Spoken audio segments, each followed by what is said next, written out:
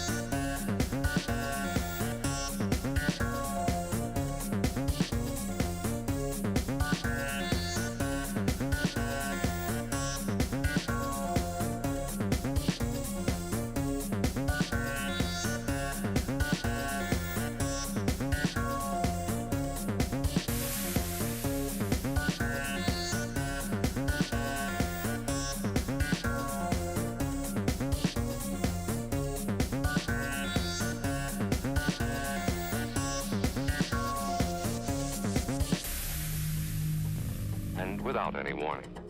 You'll know when it comes. Come.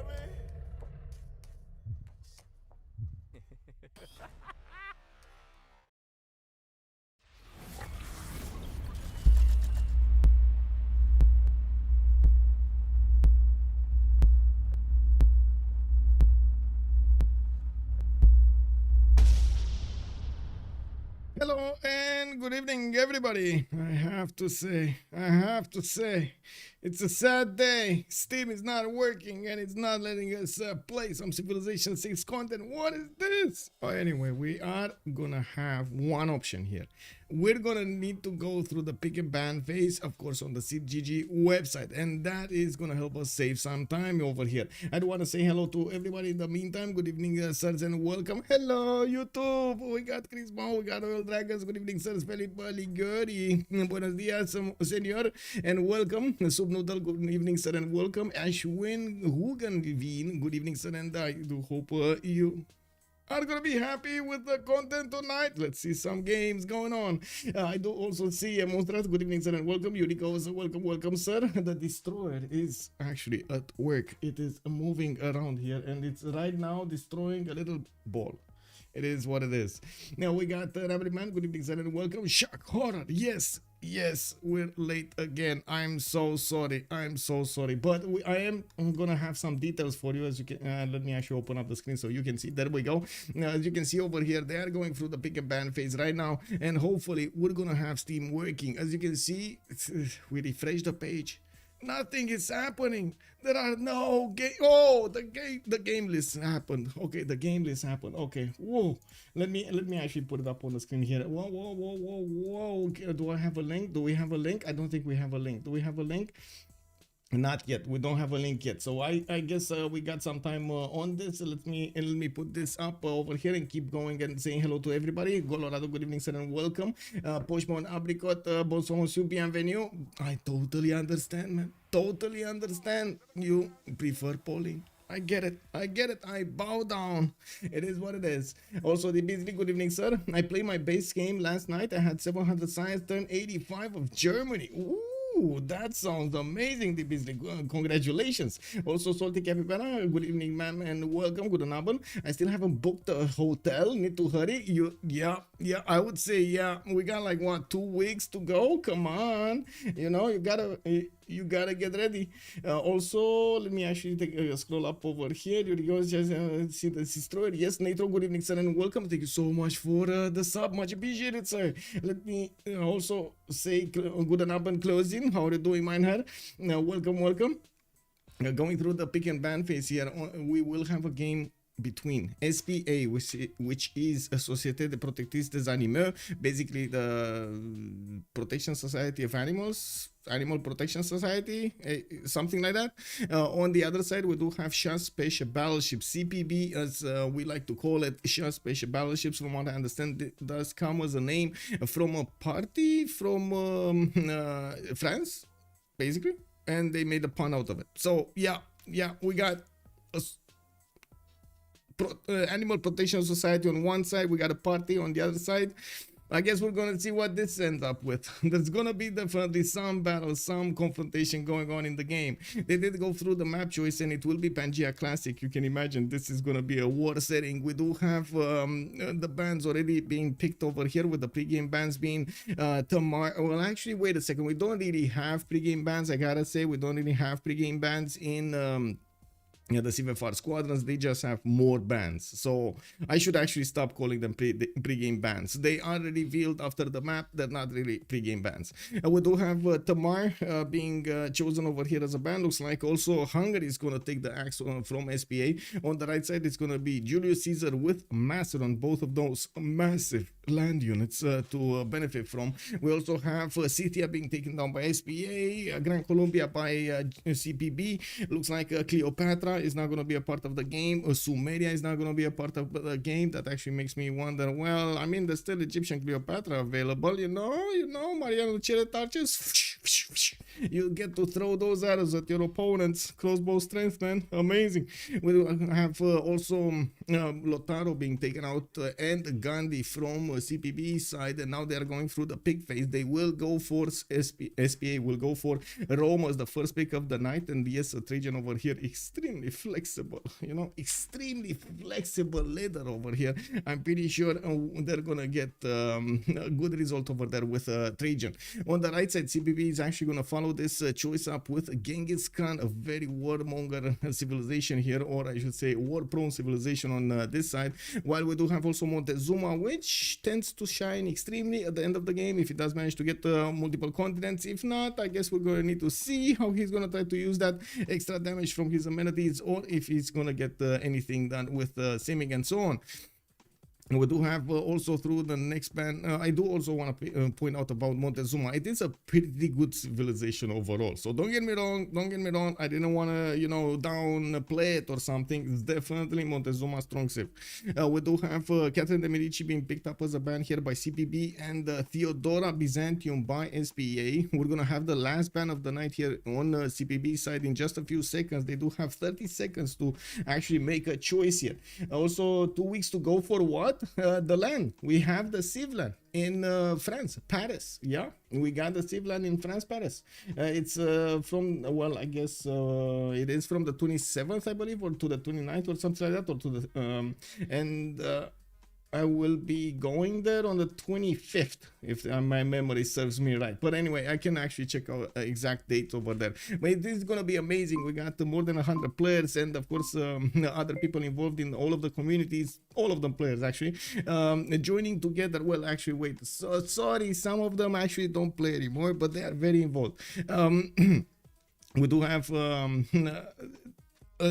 very good establishment. From what I understand, it's gonna be the same as last time, eSport, if I'm not mistaken. It's gonna be the name, and right next to Louvre in the middle of Paris. That is gonna be amazing. We're gonna need to see what will happen over there. We got also some parties going on, especially Saturday evening, but from what I understand, we're gonna have some amazing games to watch at, especially on a Saturday. There's gonna be the FFA final of CPL season 1 for the free-for-all. So the best 10 players are going to join a lobby, and they're going to duke it out in an Iron Man style, and the game will start actually through the middle of the from the middle of the day. So we do have some amazing weekends over there started off at the end of January, last weekend of January. That's going to be some amazing Civ6 content. Rafifi, bonsoir monsieur, bienvenue. I thought I was late, but the game is late. Yeah, bonsoir monsieur, bienvenue. It is late, I gotta say. I'm still not sure if they fixed did they fix it? Did they fix it? I don't know, because they didn't say anything. I guess we're gonna need to take a look if they are in any lobby. Give me a second, I'm just clicking buttons over here. Actually, you know what, I think the best choice is to just refresh this page. If nothing happens here, if nothing appears here, it's probably gonna be bugged again. So well, some appear, but not all of them. Anyway, okay, let's come back to the pick phase here, because they were going through the next pick phase with Japan being picked up by CPB. We did have Cyrus, both Persians being picked up by SPA. Cyrus is the first choice, already locked in, and Nader Shah is the second one, and it looks like they're still thinking if they should go the extra, like those 9 yards over there. So they get Nader Shah. They will get Nader Shah. They got Nader Shah, man. Wow, so many internal trade route civilizations here. Okay, and I do want to point out the last bans were actually Chandragupta in Vietnam, if I didn't point that out before. And we do have a bit of a surprise. This is Kublai Khan, China? Or this is Mongolia? It might be Mongolia, actually. It might be Mongolia. So on one side, we got some immortals. On the other side, we got 2 civs that benefit from Keshex. Is this what's going to happen? Wow, okay. Let me refresh the page over here. No, okay. Well, it's still not out there. It's not working. Any luck? Let me actually send a message over here if we have any luck. In the meantime, I guess we can take a look. Give me a second over here so I can put it up on the screen. I guess I did have quite a few runs in Escape from Tarkov, if you want to watch a little bit from that. I'm not sure exactly what, I mean, I don't know exactly which one is it, but there are some funny videos over here. So let me actually go to the funny videos and figure them out closely. Oh yeah, this is funny. Let me just take a look over here in chat if anything changed. Any luck? No. Actually, is there anybody in this channel? 4v4.2. Let me actually take a look over here. It's okay, they are in the same channel. So let me open up the profiles. Let's see if I can join. Oh wait, am I in the wrong lobby? Oh my god. I think I'm in the or was I? Anyway, let me actually create a lobby and then try it out again. I didn't actually have a link from anybody. I just clicked on a profile and wanted to join in, and then like halfway through I was realizing that maybe I'm not actually with what the correct one.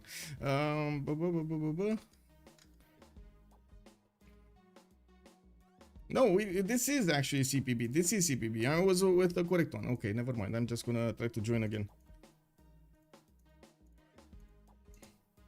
Let's see if it lets us join the game. Okay, so in the meantime, I can actually show you some things over here. I was trying to get out one well, expensive item. I wouldn't call it very important, but it is an expensive item. It is a military tank battery, which is extremely heavy, and for some reason it actually fits in a backpack like that one. You see it over here on the screen, right? Like that one.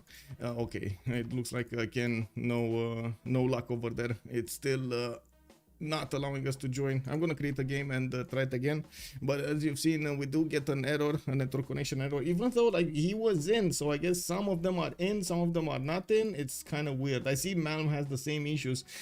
He's not in. Wow, I just got an error creating my own game. What creating my own game, man?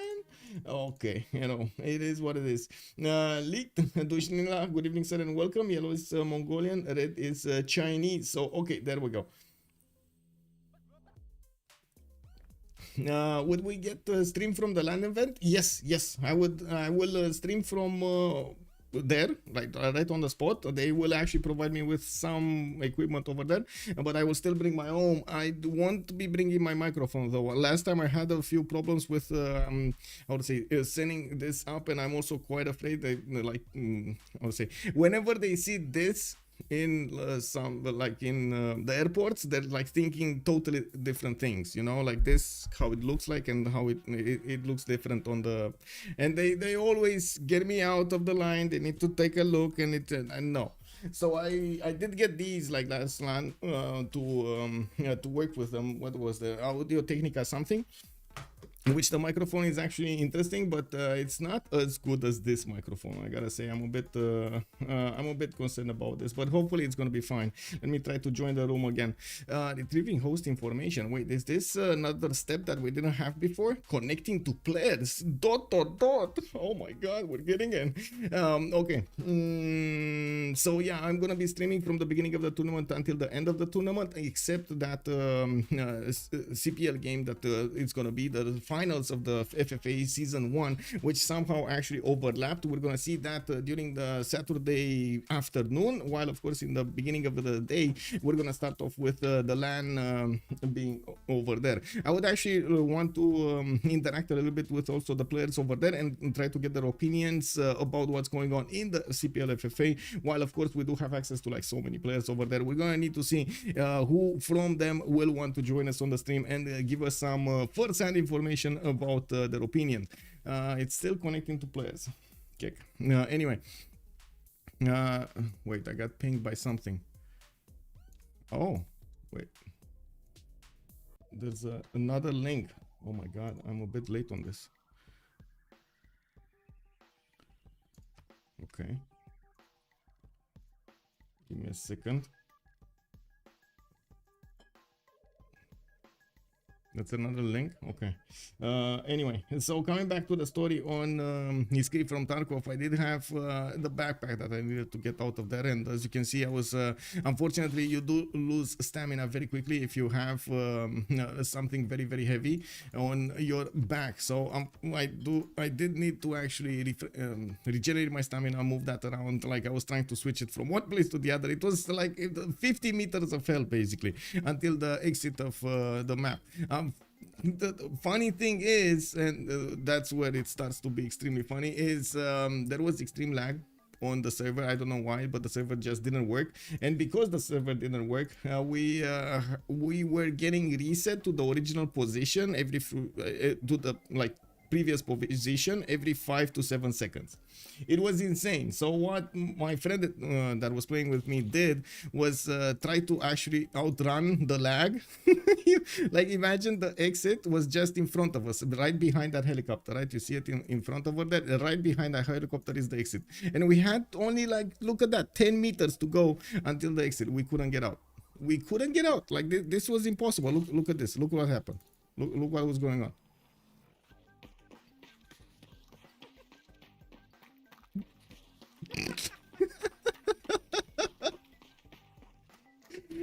Another funny thing was his stats were diminishing, like his stamina was draining, his energy was draining, but somehow whenever he got reset, that didn't go up. That didn't go up back before. It didn't get reset back. Oh my god, it was so frustrating. And of course, yes, we actually needed to nade ourselves to actually get out of the raid because it was impossible. We couldn't do it. Like this was like how in the last 5 meters, you know. And anyway, now let me come back to the game here again. Error joining multiplayer session.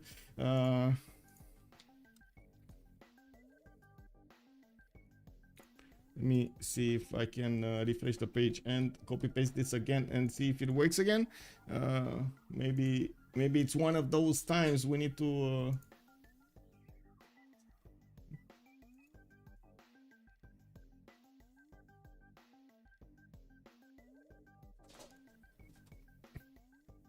should have shot each other. Well, I mean, he would have shot me, but I couldn't have shot anybody. So I think a nade was just efficient in that one. Like, yeah, exactly. We're locked in a loop. We couldn't escape. They didn't let us. Tompet, bonsoir monsieur. Bienvenue. Thank you for the extra information. I will try to get my EU visitor visa for future events. Monstrat, yeah, let's go. I don't know what happens, Tompet. There seems to be a problem with Steam. We can't manage to host a lobby and another one as well. Yeah, it seems like it's a general problem with Steam, and I'm not sure exactly what's going on. But I do thank you for the extra information. I think I can close this, and I think I need to try it again, right? Just click on buttons and see if it works.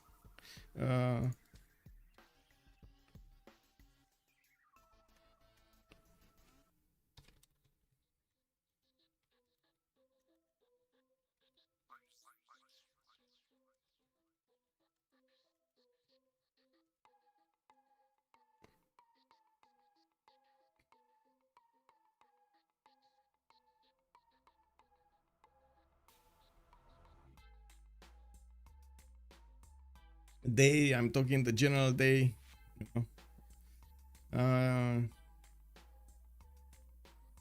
Tiriapi saying you do not have problems with the SIM connection. Okay, because I think it's slow. It is in all cases. Casse. What is casse? Casse is balls, isn't it balls? Or like squashing or something. Anyway, le passage.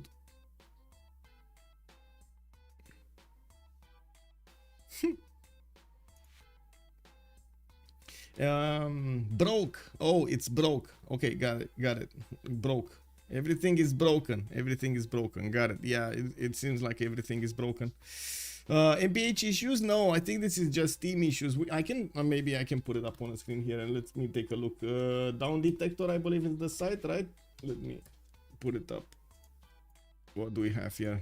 Steam. Oh my god, look at Steam. He's actually their first over here with woo going up in the sky. But not only them, like everybody has problems. It's probably a CDN problem or something if it's related to so many. Like I find that on, oh, actually, wait a second. These are all Steam services, right? Dota 2, Counter-Strike, and Steam are all Steam services. YouTube actually has more and more problems. I don't know why. What is going on at YouTube? 319. This of what problems? Oh, it doesn't tell us which problems they actually. Most problem: video streaming, website, and app. Okay, a lot of problems there. Steam 1400 reports, and we will put another report. I have a problem with Steam. Server connection. Yes, there we go. Yes. Yep. Yep. Is this the end of the world, Spilke? Bonsoir, you bienvenue. Oh my god, it looks like it. Can you imagine that I actually being able to connect with everybody else that we have been so accustomed to connect for so many years over here. Everybody's gonna get out on the street. Ah, no. Can you imagine getting out of the house? Man, oh man, I don't know. I don't know about that, man. It's cold. It's cold, very cold. I was actually watching some pictures with like somebody saying it's minus 35 degrees we're there, and I'm like, man, I can't get out of -5. What am I gonna do at minus 35? You know, like, what is this? How is that cool? You know, how are you able to do that? The Steam store is up. Shocking, I know. I mean, yeah, Steam store, man. Steam store, you know, it needs to be up. Let me see. Have you restarted your game in Steam? Oh, I need to restart my game in Steam. Sure, I can.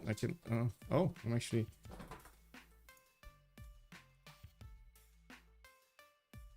Oh, I actually got in.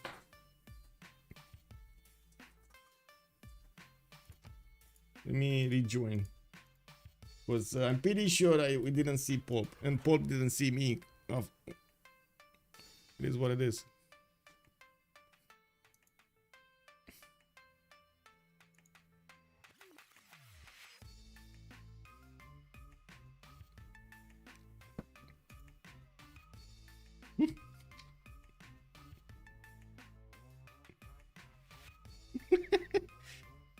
Oh man, these memes, bro.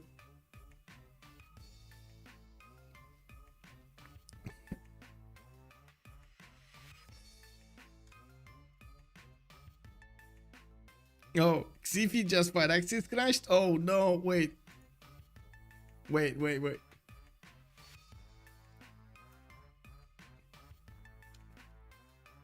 I cannot put memes?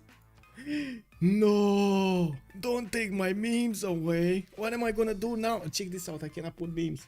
They actually don't allow us to put memes.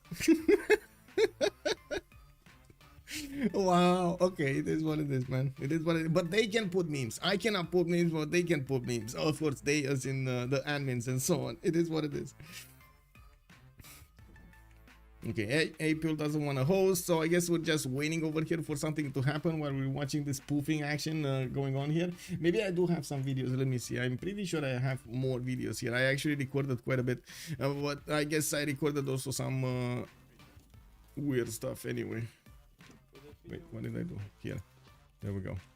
What is this? Oh, this guy. This guy. Oh, I know the video. As you can see, actually in Escape from Tarkov, they put winter on. This is actually quite nice. What is that guy? There was a guy that was about to shoot my friends and I got him. Oh, this is another one. Not this. No, let me actually tie up the server again, because otherwise I might miss this. Oh, there we go. We got a new link. Hopefully that works. What is it? This. Okay. Not this. Well, this is, I guess, easy. I just saw a scav here. He was coming and oh, right? Easy. Not this. No. I know exactly the settings, so I know like where we were on the map. I guess this would be interesting also. So my friend told me there's a guy on the left, and immediately, since I didn't want to be in the same line as fire as he was, I tried to actually stop and go on the right side. I just didn't feel comfortable right here. Just do the little and then moved, and well, this happened, right? I was trying to push him. I saw him here, like I saw him, wait, not here, here. You see him? He's like right up, across the street on the left side of the corner there, just peeking out to my friend here. And basically what I was trying to do was actually force him to get out of cover, so he could, so my friend could also engage, and we get into a 2 versus 1 instead of 1 versus 1. So he did actually get out of cover. Big mistake, because yeah, well, he got headshot. It is what it is. Not this. Not this. I guess not this. Oh, maybe here? No. But here after this, actually. Oh, yeah. So basically we were trying to reach the compound on our right side. This is an important compound in the game where you do have to fight very important AI bosses, which are quite a problem actually. I have a clip in which one of them, these Terminators, actually destroyed us in like with one bullet or something like that. And let me take a quick pick back in Civ6. Errol joining multiplayer session. Let me create a lobby. You know the works. Create a lobby. Somehow it deletes the cache, and I just confirm settings, and then we come back. There we go. I copy paste the link here. I click OK, and boom, we're joining the room. Okay.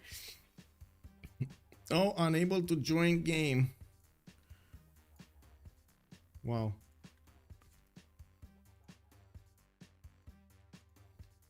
Why am I?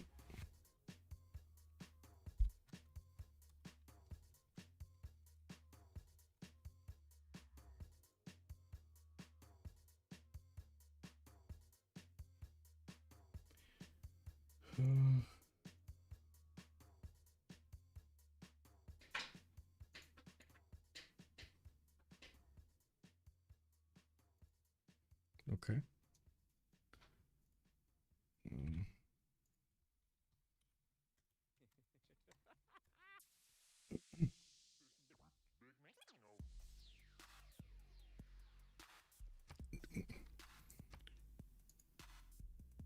Okay, we do it again. We follow the same things. Private game, confirm settings. Oh, how I wish actually this wasn't a thing. How I wish it would actually go so flawlessly, but it's not. So yeah, let me just paste this actually directly again. There we go.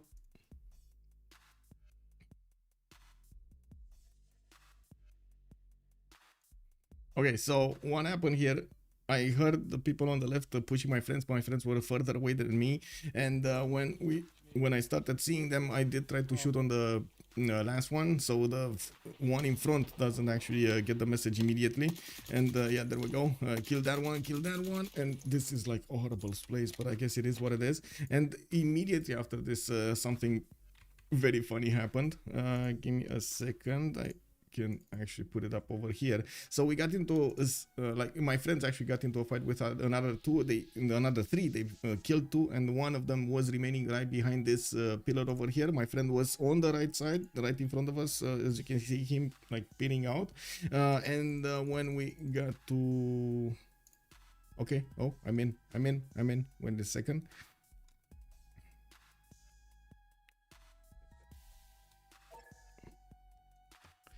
I need to rejoin because a lot of 0ms. Oh my god, so much 0ms. There we go. Just joining the room back. Okay, so my friend was telling me that he's gonna actually patch himself up. He was hurt, so it was good that he was giving me the information about the other guy's movement, and also he was making noise that he couldn't actually fight. So there was a big incentive for that guy to actually try. Go to okay, I go to top slot. Okay. Oh, ooh, okay, we got in. 2, 4, 6, 8 players. Okay. So we got in. Give them a few seconds over there to get their civilizations. We're gonna get to talk about, but I want to finish my idea here. So basically, what I did was try to watch this corner. I don't really like to keep the sights over there, but as you can see, it took some time for that guy to make himself some courage to get out. And when he did, he got out like this, guys. Check this out. Look at this guy, man. Look at this guy.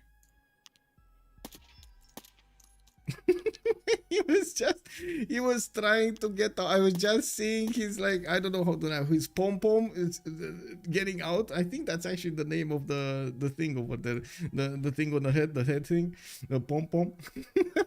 You just see a moving pom-pom on the screen. from the left, from the right to the left. But anyway, that was quite like I think I laughed for like 20 minutes straight after that.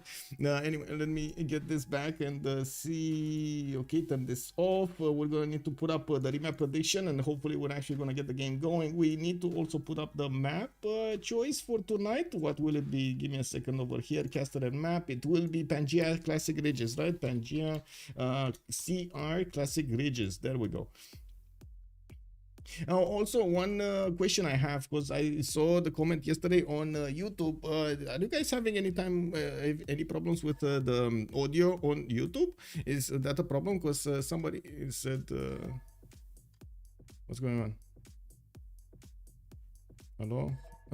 Somebody said that they are seeing some problems actually hearing. They're not hearing the sound in the streams, and I was like, oh. I mean, that's a big boo-boo. That is a big boo-boo, you know. Maybe I should actually pursue this further. I checked it myself, and on my end it actually looked fine, so I don't know, but I do want more feedback. Any kind of feedback you can give me, of course, is much more appreciated. When does the game start? That's a very good question. We don't know. Royal Dragons also, is this a tournament, a money prized one? This is a tournament, it's not a money prized one. Also, Crismo, let's go. Yep, let's go. Did you close yesterday prediction? Mastro Teku, good evening, sir, and welcome. Let me actually check. No, I did not. It was Lesume Rangers that did manage to get the win yesterday against Comanda with so many GDRs just running around everywhere. Both Thomas and Direo, bienvenue. We are starting to load into the game, and I do want to put up really quickly the prediction for how many remaps are we going to have during this opening of the game. They do have one remap token for each team, and we're going to need to see if they're going to use it. I have a remap token and I'm not afraid to use it. Okay, now that's out of the way. Let me actually put up the studio, and there we go. You were asking when does the game start? Well, it looks like Royal Dragons, it started. We are actually started off the game. It's unbelievable, but it looks like Steam actually allowed us to start.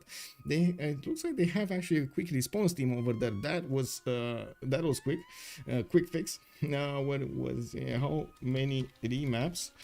0, 1, and 2. 0, 1, and 2. There we go. Start a poll. YouTube can actually vote right now. Let's go. Let's see the opinion of everybody on this. With much pleasure, Master Teku, and welcome back. Okay, so let's take a look on the map here. We do have on the left side Mongolia Northwest. That's gonna be Kublai Khan Mongolia. Wait a second, you said this is China. This is not China. This is Kublai Khan Mongolia. Oh. Anyway, now we do have Kublai Khan Mongolia actually getting his horses on the left side, and I do see him also benefiting from iron. He's gonna be on the top left part of the map, and it doesn't look like he's gonna have a neighborhood here. He's gonna have Egypt, Apul, actually a little bit to the southeast, and that is gonna be his opponent. Are we gonna have a second Mongolia next to Apul? Because he's definitely not gonna like that. Can you imagine getting pushed by K-Shakes from two sides at the same time? That's gonna be nasty. That's just nasty. Well, it looks like Xanadu is gonna be all alone, and I think it's actually pronounced Shanadu if I'm not mistaken, but anyway, it is what it is. Biscuit here is gonna need to make it work. He's gonna have allies in Montezuma, Japan, and Genghis Khan, but Genghis Khan, we don't see him yet. He's on the other side of the planet, so we got basically Mongolias as the eastern or western edges of the map here. They're gonna try to push in with the K-Shakes, and that scenario I was talking about, getting pushed from two sides by K-Shakes, well, it might actually happen. Well, let's see. I'm pretty sure they're gonna actually get on Shanadu here. A lot of commercials and a lot of cities. He's in a position to sim more than war, even though he does have well, a sliver of land here to get to Pulp. I'm pretty sure Pulp is gonna close it off immediately, and we do have to the southeast a lot of territory for him to cover until he actually hits an Egyptian city. Egypt is also going to have quite a few floodplains. This is going to be Egyptian Cleopatra. She's not going to care that much about these improved resources, the wheat tiles, but I'm pretty sure he's going to care a lot about oh, the destroyer. Hello, Athena, where are you going? Hey,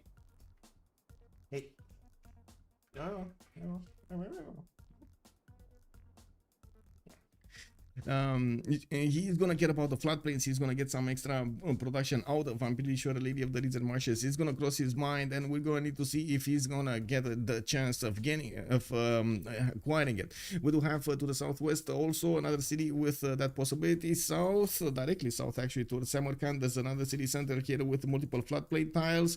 This is not a bad. This is actually a pretty good spawn for Rocket. There's so many floodplains. And oh no, I know the look on her face. She's trying to search for something that she didn't break before, so she can break it. Check this out. She's going backwards over there on that window something, so she can eat those globes, man. Oh, she's gonna break them. Anyway, it is what it is. The destroyer is up and about.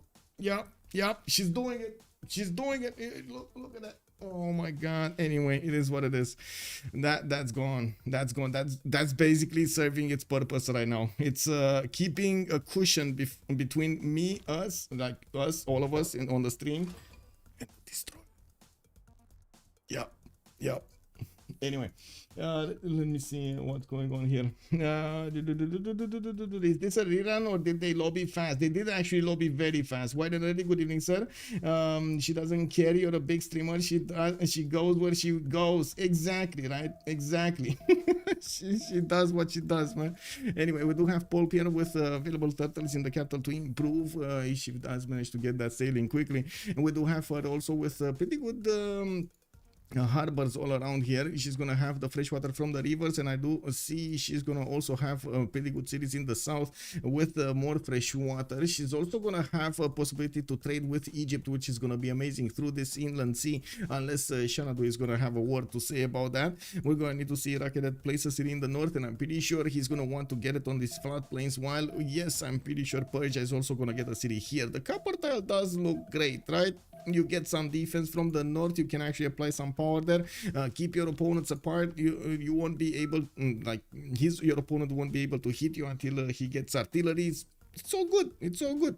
Anyway, now we do have to take a look over here on Montezuma. Tenochtitlan is going to be on a continent split, and possible triple continent split and extravaganza over here. We do have a premium take of Aztecs cities, and Bob, not a robot, might actually turn into a robot.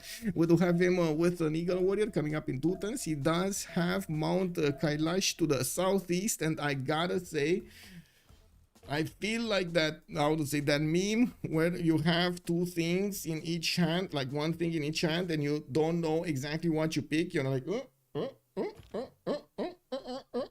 you know, like what are you gonna go for? Those extra amenities on the west side towards, you know, multiple continents discovery and so on and so forth, or are you gonna go for the Mount Kailash setup to the southeast? Like I think he's gonna wanna get both. I think this is one of those cases in which he's gonna be like, yeah, I'm taking both. Yeah, I mean, give it all, give it to me. Good evening, Game Stall. Good evening, sir, and welcome. I do see Thandoris also. Hello there, sir. Just build a cover from Lego, work for me. Oh, actually, wait a second, that's a pretty good idea. Frankie Four Fingers, also good evening, sir, and welcome. Nice of SVA to all be different shades of purple. Yeah. Yeah, and that's a really interesting catch over here. We do have Aztec also with a lot of food coming out from his bananas. He's sending his Eagle Warrior to the east side, where he might actually discover Hong Kong. To the south, he's also gonna have his warrior meet Xifi's Persian scout. They just need to go through the forest over here, and I do see Mashad did place down his city with the fortress to get his next settler out. He will have the option to actually go and get that city and get that settler on the northern river, so he gets the position on Aztec, not let Aztec get the tempo here. I do have to say it's a bit weird for Aztec to actually settle the south. He's gonna need to place that city across the river. There's no way for him to actually place it on his side of the river, not benefiting from that extra defense from the river. We do have also him with the possibility to settle this to the west side. Definitely settle on the Crocodile if he wants to, or the 2-2 base, no problems. He's gonna get a lot of gold points from those plantations if he does min-max this a little bit. We do have him also to the southeast with Rome starting to improve his Peches, and I do notice Rome is getting his settler out in one very quickly. He's I do have to point out Mikado over here is gonna be the ally of Xifi Mashad, and I'm pretty sure they're gonna want to join forces against somebody. Mikado has a problem though. On his east side he has the city of Karakorum, which of course you can see it's actually quite close to his capital, and we will see Conson trying to figure out what his targets are through during the game. They did throw off the war declaration right now at each other, and I think the gloves are off. The gloves are off. We're gonna see some settler snatches. We might actually see some builders getting snatched also. Maybe the Aztec Eagle warriors might actually oh wait,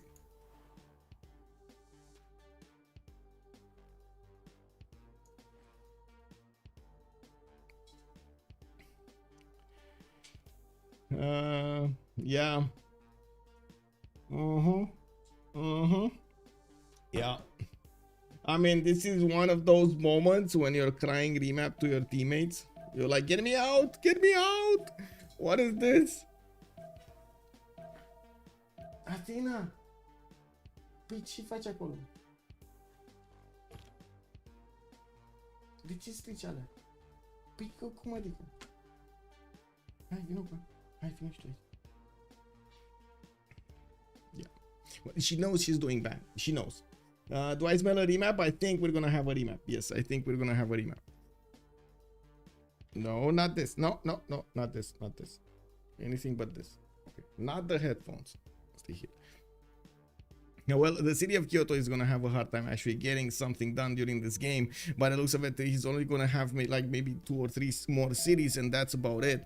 We do have also the destroyer leaving us. Okay, she's going to find out other stuff to destroy.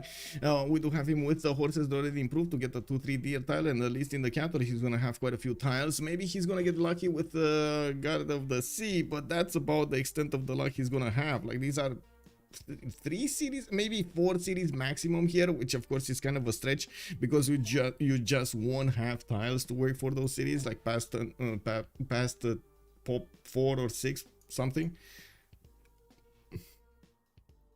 What qualifies as a technical remap? If you cannot settle 2 other cities than your capital, like before shipbuilding. Hello there, Sir Heinig Dave. Good evening, good evening. One extra mention over there. Well, I guess there are a few asterisks of the rule.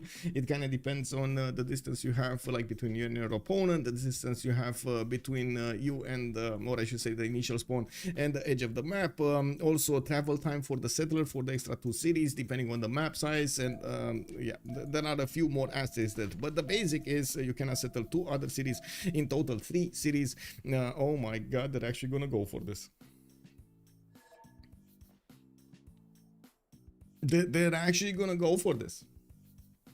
I think both chats just got bamboozled, me including. I got bamboozled right here. I 100% thought they're actually gonna remap this. Well, I was wrong.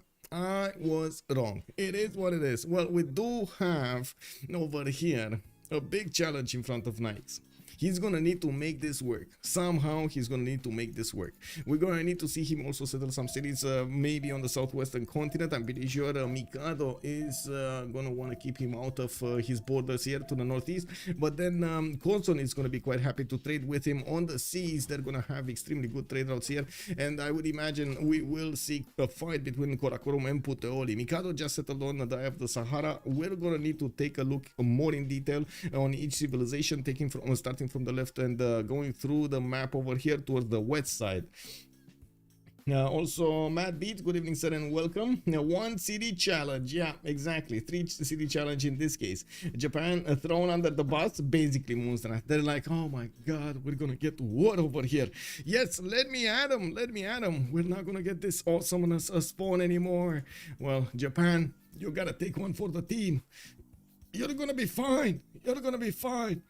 Well, I want to believe that. I really want to believe that. I want to see it with my own eyes over here because, yeah, not gonna lie, this is not that great. Anyway, now we do have to take a look at Xanadu here. With the horses on the left side, I'm pretty sure he's gonna want to get the builder to improve them. He's moving his initial second settler to the east side, and by the looks of it, he's also gonna have a decent amount of fresh water throughout his territory towards the south. This river actually takes him directly to Egypt. By the looks of it, he's gonna get quite a few cities on it, and I'm pretty sure he's also gonna want to get some cities on the coast. Since they do have Japan on these seas, I'm pretty sure Nikes is gonna do quite well to keep the seas on their side, and of course allow them to trade so much.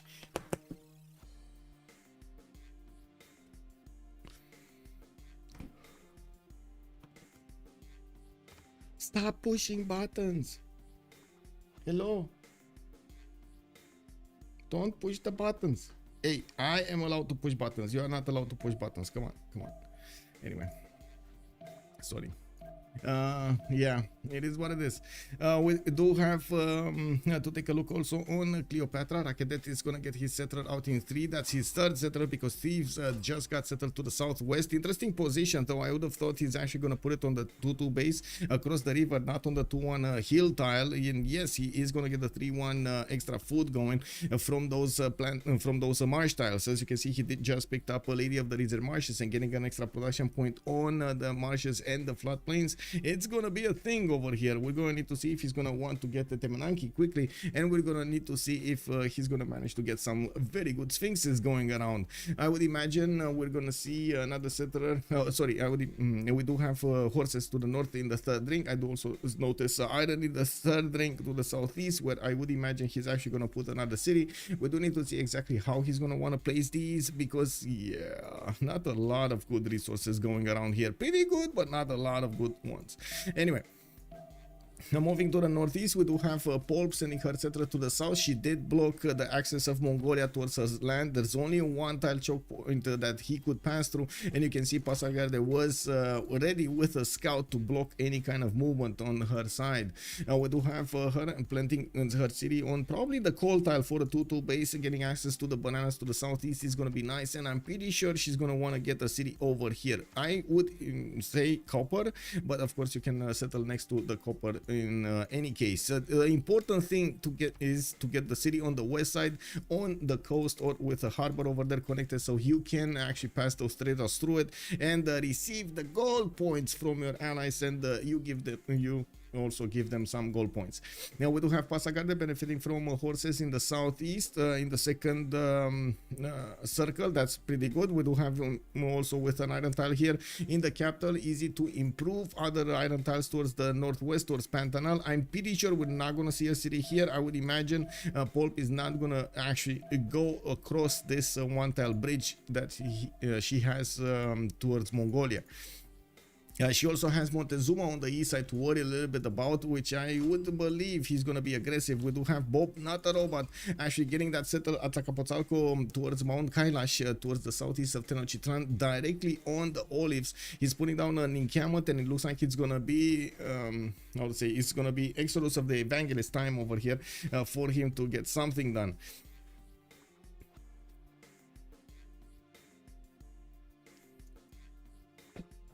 Remember, Madame Athena is a French cat. She only responds to French. Oh, that would be a disaster. That I would definitely say that would be a disaster.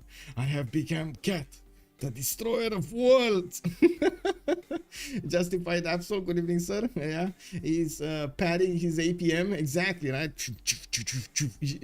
She's pawing her APM, I would say, pawing it. Why is he still scouting? Yeah, it is what it is. He's scouting. I mean, he's trying it out. Why not? You know, you gotta move something every turn. You know, it is what it is. Wait, the city state has been defeated already? we did have a city-state takeover. It looks like Persia's warriors, both of Persia's warriors, did manage to take Cinguetti with the help of a scout here. That's a third city for Cyrus, for Paul. She's gonna manage to do quite a few amazing things here with this extra tempo she just got. Looking at Montezuma, we do have Tenochtitlan also benefiting from horses in the second ring to the east side. The Iron Tile is gonna be third ring out towards the northwest, and by the looks of the positioning of Zacapotzalco's encampments, it looks like he's gonna go for a war effort against Rome and his southern neighbor Xifi. He is preparing for a 2 versus 1 here, or I should say 1 versus 2, because he's the one alone. Oh, wait a second, no, this is a 2 versus 2. We do have Mongolia, Constant to the east side, Karakorum, Al Malik. These cities are gonna need to pump out quite a few units to get to Puteoli. I would imagine Rome might be actually on the wrong end of the stick over here. Rome is preparing to get his horses out. Look at him go. He actually bought a horse tile, 3 tiles out, invested so much gold into that resource so he can actually get the horses when the time comes. Now we do have in the south to take a look also on Persia, on Nader Shah. Sifi actually forward settling Aztec, trying to actually get some attention from Aztec on himself so he doesn't allow Rome to be in that 2 versus 1 situation and become a 2 versus 2 situation, make it a 2 versus 2 situation. We got a builder from Mashhad with one last turn to finish, one more turn to finish. We got also quite a few and some sheep tiles that he's gonna get the advantage in food from. Looks like Bobnat Robot's Eagle Warrior is kind of smelling what's going on in Tushpa. I don't think he can actually take that city, just saying. He's probably gonna do a hit, and maybe we're gonna see a warrior buy over here from them. They do have a decent amount of gold, not a lot of gold per turn, but I'm pretty sure they can gobble up a little, like they can get enough gold to get one warrior invested. And there we go, we got a hit going on. No, oh my god, he didn't buy a unit. This city is gonna be, wait, how did it get less? Violent Storm, name Brutus. What? Okay, we do have the okay, that city's dead. Well, it is what it is. It is what it is. Double hit with the Eagle Warrior way before the Persian warrior got bought over there. Persia will actually need to smack this warrior out of here, but it looks like he doesn't have enough damage. And if he does that, it lowers the garrison defense strength, and it's a never-ending circle. We might actually see in slow motion here the takeover of the city of Tushpa by Bob, not a robot. I think he just became a robot. I'm saying other way around. Yeah, other way around. Shirley, Lady Coffin, good evening, sir, and welcome. Shirley, it means Madame Athena responds to nothing. Yeah, Athena merge confirmed. Yeah, what is Japan doing? Just gave up 4th city. I'm pretty sure he doesn't want to get a 4th city going, to be honest. Like, oh, I see Bob Natoropa is getting out. Yes, what's going on? Come here. He wants some attention. Very needy. Very needy. Can you put up the clan names? Yes, just give me a second, because I have a little destroyer in my hands, and it looks like she wants a little bit of attention. Also, let's see. Yeah. It's the little cat. No, not the wires. Leave the wires alone. No, the wires are friendly. No, the wires are friendly. They're friendly. Friendly fire. Don't. No. Yeah. Anyway, let me finish over here what's going on in Rome's territory. We do have him with the 4th city out, and it looks like Mongolia is trying to do some kills over here. He might actually get the opportunity to take down the Slinger. We do see Rome with God of the Forge as a pantheon being chosen, and he is also putting down his encampments. We do have the Slingers getting around the Mongolian warrior, trying to do the damage they need to take him out, and we're going to need to see if well, I guess Conson actually didn't get the chance to get that Slinger, unfortunately. He could have taken the Slinger. That was a level 1 Slinger that, to be honest, it is quite worth to take it away and take it out instead of your warrior, but of course trade it away. But it is what it is. Eye of the Sahara is going to also give Mikado some extra science points, and I do see an extra food point also got acquired on that 1 tile, probably from a desert store. Haboob came in and threw a little bit of fertility on those tiles. I do want to put up on the screen also the team labels, so give me a second so I can go through the options over here. So on the left side, we're gonna have CBB, just wait, CPB. It's CPB, not CBB. No, it is what it is. And on the right side, we do have SPA. So on the left side, the Chasse, Peche, Battleships. On the right side, we do have SPA, Société Protectrice des Animaux, and we do have the information over there. It is what it is.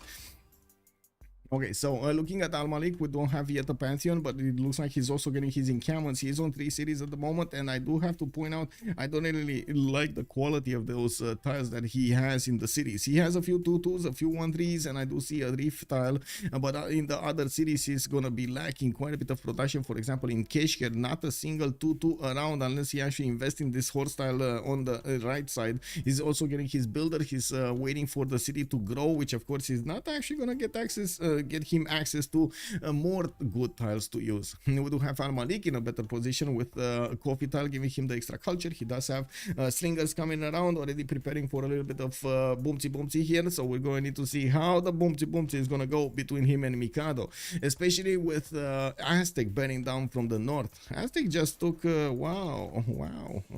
Al Malik, put Malinaco there, and I gotta say I'm extremely amazed we didn't have Aztec sacrifice his Eagle Warrior to take over the city of Tushpa.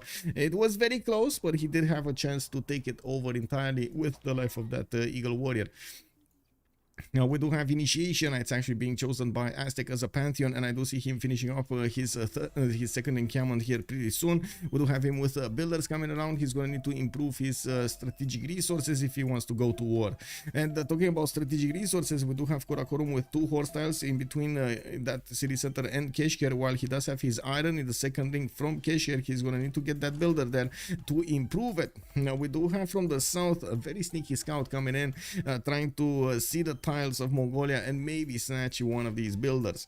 Looking at Japan, we do have him actually settling 2 cities, and he is gonna get the 3rd one in the south. It's all good, guys, it's all good. He actually is gonna get another city there, the 4th city on this island. He does have a 4th settler coming around from Kyoto pretty soon, and as you can see, he's going for his monuments, his traders, and will soon improve his resources. Definitely has quite a few good resources to improve. That's a lot of gold from the crab tiles, and again, he did pick up God of the Sea. This is going to make a lot more available tiles for him to work, much more valuable tiles with the extra production point on them from these coastal resources. Pearl tiles, we got a lot of crabs, we got some fish, we got some crabs, we got some fish, some turtles. Like you can see, there's quite a few resources here that can definitely work for him. We do have another island here for the 5th city, and I would imagine he's gonna at some point want to get a city on this coast so he can keep on expanding. We do have also God of War and Plunder being chosen by Mongolia as a Pantheon while he's finishing up his 3 encampments. We're going to need to see who's actually going to manage to get the Great Generals, because these are a lot of encampments coming out from quite a few players. Let's take a look here. Encampment opening by Biscuit as well. Wow. Do they know about thieves? Do they? I think they know, right? They know. Oh, they know. They know. They know. Yeah, it's happening. Okay. And I do notice the extra production point appeared over here. Oh my god, these march tiles, man. The 3-1 march tiles, pretty good. And we got Temenaki finished in the city of Rakedet. He doesn't yet have the farms improved. He's gonna need to get them, but already he's working on 2-3 tiles, and I'm pretty sure Apiol is gonna want to get this builder from Rakedet to actually improve those tiles and give him the science points. We do have Pasakarde also getting her 4th settler out, and I do notice, of course, with the 5th city that she didn't manage to get from Chinguetti, she's already having a little bit more than everybody else. On 8 science and 9 culture, we do have 7 gold per turn and 27 production. I would imagine she's going to start improving her tiles quite quickly, and she does have 2 of these patches right next to the city of Pasakarde improved, while I'm pretty sure that Turtles should actually get improved here. We do have her going for bronze working and not sailing, so I guess that extra resource is going to need to wait a little bit more. She could try to go for the marble tile. That would be easy to improve, but she is not. She's actually going for the sheep tiles. Okay, more sheep tiles. Religious settlements as a Pantheon, I would imagine that is going to be coupled with Ancestral Hall from the first government type. And we're gonna need to see, actually it's the second government type, right? Because the first one is that whatever it is, It's a very weird government that I don't know the name of. Anyway, it is what it is. Chiefdom? I think it's chiefdom, right? Anyway, but I guess he couldn't see them. Kyoto tile to the southwest.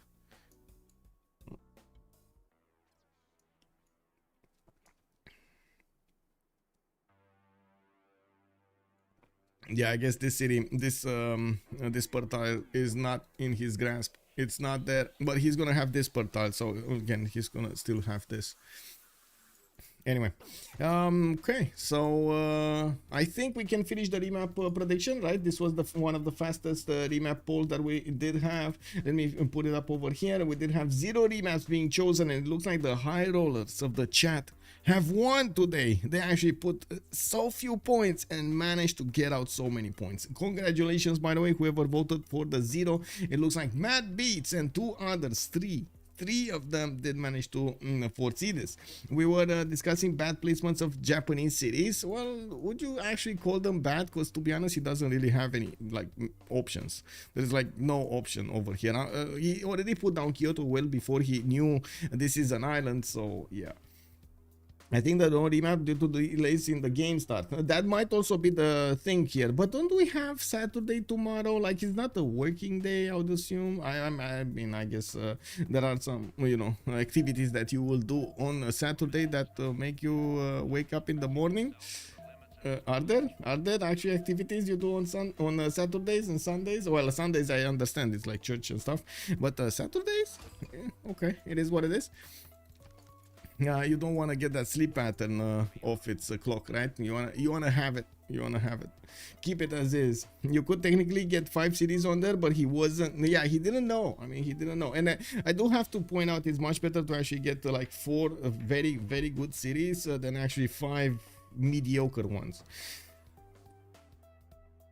In that position, don't get me wrong. In this position, he's gonna need to get quite a bit of population to make everything work.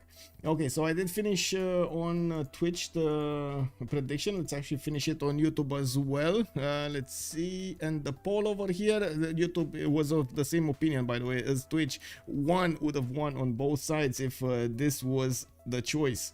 Yeah, I mean, I'm pretty sure everybody looked at the spawn of Japan over here and he was like, no. You know, like what happens when you get this spawn in your games? You randomize a map and you get this spawn. What is your reaction? We got Mikado already getting his great general out. Hannibal Barca is showing up for the kills here. It looks like also Aztec is actually converting one of the Persian scouts if he gets the first move against Pulp. And that scout is very, very damaged, and it looks like this Eagle Warrior will have a 94% chance of capturing that scout. Oh my god, look at him go. Bob, not a robot, actually dangling that builder right in the face of the Persian scout. He was like, you wanna grab this? You see, cookie? I have very good cookies that are awesome. You wanna drop by a little bit? You know, just stand there for a little bit. Don't mind them, they're just coming in to secure the premises. It's all fine, just take a look at the cookies. Don't mind anything. Yeah, that sounds a little bit too good to be true, right? That's what Saturdays are for. College football game. Oh, I see. Also Macallian, hello there, sir, and welcome. Cool Whip, good evening, sir. Generals are all gone. No, we got Shunsu here on the road here. We got Rome actually getting that project. Aztec is gonna need to get the project. He's 2 points. Mongolia is also trying to get the projects, while wait a second, Nader Shah doesn't have the projects going around, but he did manage to get Trung Track. Okay, so he did actually get, that's why we didn't see him with any points. He just spent the exact amount of points to get the general, the 30 points he needed. He also did manage to pick up a God of Open Sky as a Pantheon, and I do see him getting some archers out, and we do need to see what kind of unit he's going to choose to go for here. It looks like Xif is going to go for iron working, so I would imagine Immortals are going to be his choice of Pain over here against Aztec. We do have Mikado also defending his territory with a few archers from these very, very pesky Eagle Warriors. You can see how Persia is also trying to make a net of visibility between him and Aztec and Rome, so so they know if any kind of aggressive unit is gonna pass through that. We also need to take a look on Mongolia here on Biscuit, because he did manage to get his 3 encampments down, but he did not care that much about general. We do have him with City Patron Goddess. He's getting the 40% production towards building those encampments, and I do notice he's getting a few builders so he can improve his territory here. Already got his 2 resources, strategic resources improved, getting his Gavron Plaza down from Shanadu. A bit of a surprise here, but I would imagine that if I would need to ask them, this would be a gold problem. They just don't have a lot of gold to afford to spend in tiles, which is a bit of a problem, especially if you do want to get your setup with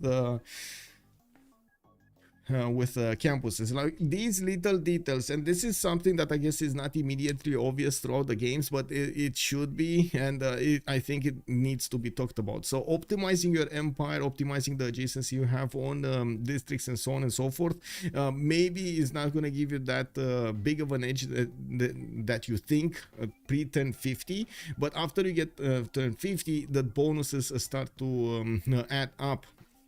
You get more cars to double those districts. You get more yields from, for example, Pingala over there to triple, and so on and so forth. That is gonna help you get what you need.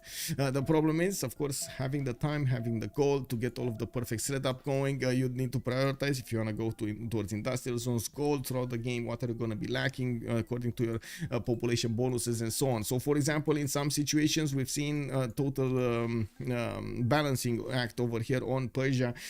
On the side of Persia that gets the extra culture on his trade routes, we're gonna see Magnus Opener, or we're gonna see Pingala, depending on the situation. He's getting already the culture from his trade routes. He's also at the moment he's also gonna get Open Sky, which again adds more culture, and then he's gonna be free to get the signs from his Pingala, from the population.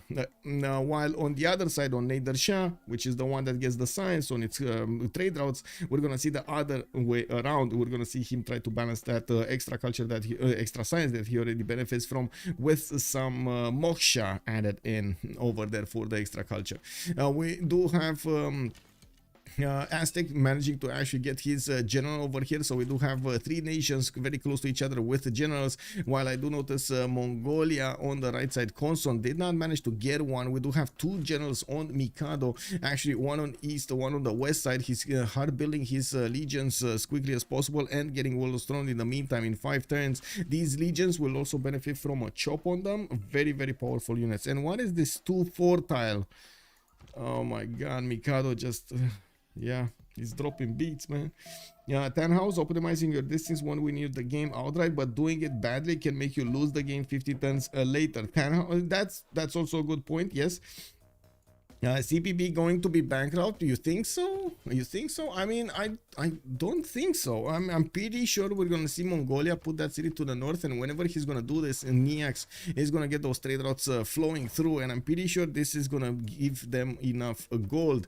Now, I guess we're gonna need to see how Mongolia on the west side is actually gonna play this. Biscuit will actually need to place down some commercials. I do see him preparing for war. Like, this is war preparation 101, but I do also want to point out that we're probably going to see them trying to benefit from that 4th ability in the Golden Ages, the new Exodus of the Evangelists, which did get revamped entirely, giving them bonuses towards encampments and building units, less maintenance for units, and so on. That is pretty powerful if you are going to war. He can easily go against Nazca. He can easily keep on going towards the lands of Cleopatra, and we're going to need to see if Apule is going to be ready for this. He doesn't have thieves, for example, in a pretty good place to defend himself. These tiles that could attack the city of Thebes are very, very strong in their base over here, with the +3s and +6s from the defense modifiers, which are going to make it harder to push any kind of unit getting in range of Thebes. And he's gonna defend in marsh territory. This is bad. This is bad. Trying to defend that city from Marsh, that is kind of bad. We're gonna also see him getting his government plaza in Rakedet. He did get his farms improved, and now he's getting the 441s to work for him. I'm pretty sure that's a lot of production showing up on Apul's Empire. 16 science and 11 culture already with 40 production, while we do have Biscuit only on 32 production, Bob Not the Robot on 30, while Pulp already on 48. That extra city is showing up so good for Pulp here. I do notice she is going for a commercial. She's going to need to bank as much gold as possible for her teammates to upkeep their armies, and at the same time get the upgrades for them.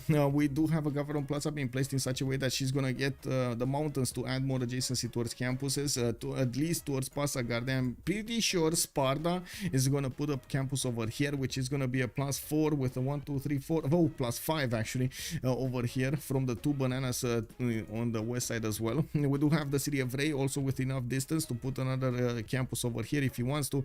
That will make it much more stronger than he would have had it in any other location. We do have him also have her actually needing to improve her resources here. She has 3 of these luxury resources that are just standing by, not being worked by anything. This needs to change. You need to keep your people happy. You know, I'm just saying, you need to keep your people happy. Also MS Dog to get production bonus, probably that campus will be bananas. Yeah, he could have placed it by the plaza and next to the river on the 2-1 hill. I'm pretty sure she's taking into account how she can place industrial zones, so we might actually see from Sparta an aqueduct over here and from Pasagarde an industrial in this area, so she can get the extra adjacency for those industrial zones. Industrial zones added to the mix between commercials and government plaza and of course aqueducts is something that it's quite hard to do, and it's kind of a fine art to do because of the territory and how you settle your cities. Talking about Cleo, okay, talking about Cleo, she could have settled she could have placed by the plaza and next to the river on the 2-1 hill.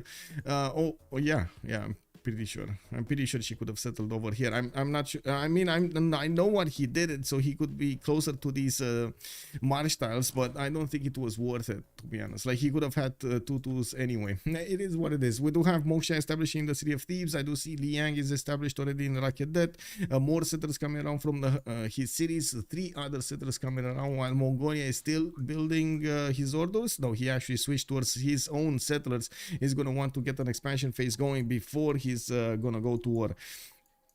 We do already have war maneuvers being done over here, and I do have to point out, if Aztec falls to the concentrated power of Rome and Persia, we might actually have a severe problem for CPB.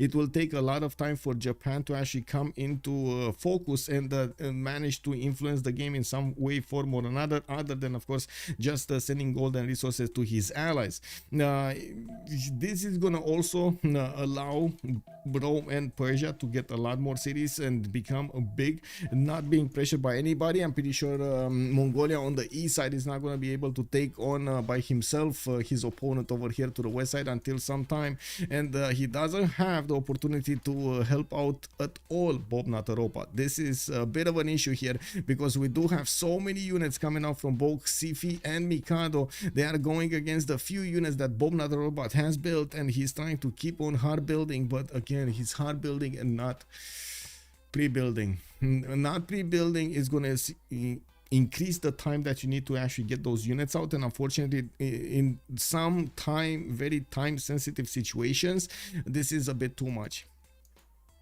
He placed on his floodplain instead of by the plaza, and he could have gotten a better commercial and saved his floodplain tile. Talking about thieves again, commercial, wait. Okay, I mean, he definitely, but I'm pretty sure he wants to chop. Oh, wait a second, he could have placed it here. Interesting. He could have placed it here, right?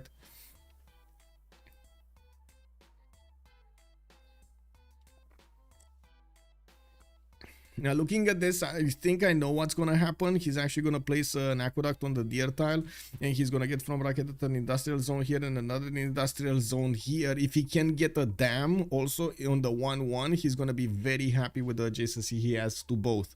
I think that's the plan that we're seeing here unfold. Anyway, coming back to what's going on here, we do have Xifi actually sacrificing the strength of the first horse. He doesn't have enough promotions, or I should say experience, to actually get it back. But I do want to say Aztec is not going to leave it back, leave it be. He's going to take it out entirely. I do want to say whenever you're going to have units like this, you're going to need to make a decision if you want to keep on going, attack, sacrifice that unit, but do quite a bit of damage with the last sliver of health of that unit, or bring it back. Understand that it will take quite a bit of time for that unit to heal itself, and put it back on the front line like after 10 turns or something. It will take quite a bit of time to heal, and of course you do need to pay attention where you are leaving that unit to heal. We do have some Roman legions also showing up from Ravenna. It looks like the legions are gonna pass through the forest, the rainforest, towards the city of Azcapotzalco, maybe even going right next to Mount Kailash. I mean, these guys are gonna go on a journey of discovery next to Mount Kailash, and they're gonna figure out that is such an awesome land. It will just make them fight harder. They will be like, oh, we want this land. Yeah, I mean, look at all of those things over here. We got some mountains, we got some extra culture, we got some faith going around. I mean, we need to get this, man. We need to get this. Is ours. This is mine. Yeah, the famous 8 archer rush, exactly. Granted, he might not be able to build industrials if Mongolia has anything to say about it. Yeah, that is so true. Apul here might not actually feel the pressure of Mongolia yet. I'm pretty sure he's considering that Mongolia is enough distance away from him that he's not gonna need to be worried until maybe like 20 turns from now. That's basically what I think. Anyway, we do have Conson going for the Exodus of the Evangelist, Golden Age, 13 science with 14 culture. Looks like he's also getting his horses out, and looks like his opponent is pushing into him. Mikado is gonna need to be careful, because yes, Mongolia does have El Cid over there, not actually giving any bonuses. This is a medieval and Renaissance era land unit general, so basically these units are just out-teched. Yeah, out-teched over here. I was trying to figure out maybe a comparison that would work with real life. What do you think would be a comparison, a good comparison of having somebody extremely good, extremely specialized to direct people, but he has people to direct that he's not specialized with? They're like so far behind technologically and everything that he can't work with them. You know, there's like no mix over there. Rome spamming wonders for the roads. Kick. Yeah, I mean, you gotta do what you gotta do, right? You gotta do what you gotta do. Azcapotzalco about to go down. We got the ancient walls going up only in 2 turns, unfortunately. And of course, Persia already has a horse right next to that city center. That's a city out of 3 that Aztec did manage to build here. And yes, I do see that he's getting a few more swordsmen. I do have to point out Aztec does have a decent amount of strength to attack his opponent, but he doesn't have a lot of bonuses coming up from his amenities. Only +2 per luxury attack bonus. And I gotta say, I'm a bit surprised about his positioning of the cities. I would have definitely thought he's gonna place it in a much more defendable position like this to get access to also the other tiles of Mount Kailash, while this city I wouldn't have ever placed, by the way. I would have definitely placed one on the west side, which would have given me an opportunity to actually close this gap over here to the southwest, to move everything. Like everything I needed to defend was on Azcapotzalco, and not enrage Persia, not give Persia the idea that he could actually easily come to my cities and take them out. Of course, getting the extra gold over here would have also been quite nice, and getting the extra luxury resource bonus would also help out a bit. We do need to see if we're going to see the immortals coming around, because Xifi was going for iron working. It doesn't look like he actually did pre-build a few of those immortals, and I do see he just keeps on building horses, getting his Warlord's Throne in the meantime, and sending those horses towards his opponent so he can break him in half. He got 2+1 with this settle on the locks, but not anymore. Spilke, yeah, exactly. Spilke making a very good point. Also, Hans, good evening, sir, and welcome. Next prediction, yes, Matt Beats. Let's actually go for the next prediction. Start prediction. Who will win? I do have to make a little mention here. I was thinking while we were talking in the past 5 minutes that maybe I should actually put a prediction with a bit less time, because I'm not sure exactly where they're gonna finish this. But as you can see, we might have a problem here. CPB, right? It's Chasse, Peche, Battleships. Okay, so it's basically like hunting, fishing, and battleships. I mean, I can totally understand this, you know. CPB. You wanna hunt and fish with battleships? Makes sense, you know. Battleships have guns, they're on the water. Woo, woo. Anyway, yeah, I know, low effort thinking, it's fine. Now let's put it for 10 minutes, because I don't know exactly how this is gonna go. And of course, as usual, YouTube is gonna get a special treatment over here. It looks like YouTube is just gonna have the poll. Unfortunately, YouTube, I'm so sorry about this. I cannot actually offer you a prediction, but I can offer you a poll to gauge your opinion. I definitely am interested in it. I also want to point out, I was thinking maybe we should actually get some form of a competition going around. Oh, competition, a bit of an informative story going around in the chat comment section on YouTube. Give me your choice of a civilization from this game. Which civilization from this game? Leave a comment down below, and I would like to watch video after video to see exactly how this changes. And we're gonna I would actually love to see if there are any intertwined relations over there. Maybe we're actually gonna find out of a civilization that is across the board liked by everybody. So leave a comment down below on the YouTube video or the live stream, whichever you want over there, with your preferred choice of a civilization from this game in particular. So we got the two Mongolias, Genghis Khan, and Mongolia, Kublai Khan. We got Japan, Hoja Tokumun. We got Montezuma. We got the two Persias, Cyrus and Nader Shah. We got Cleopatra, Egyptian, and Rome also here. There we go. Start the poll. There we go.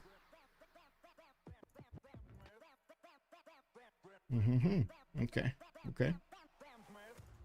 This, just setting up my screen back to the position that I need. Okay, Rome probably, or Egypt. I mean, is it probably or is it surely? Because we need surely. You need to be sure about this. It's only one choice. Which Civ would you have played from this game? Kublai looks so friendly on his portals. I can't be angry at Kublai. I know, right? Yeah, he's so friendly. He's so funny. Yeah.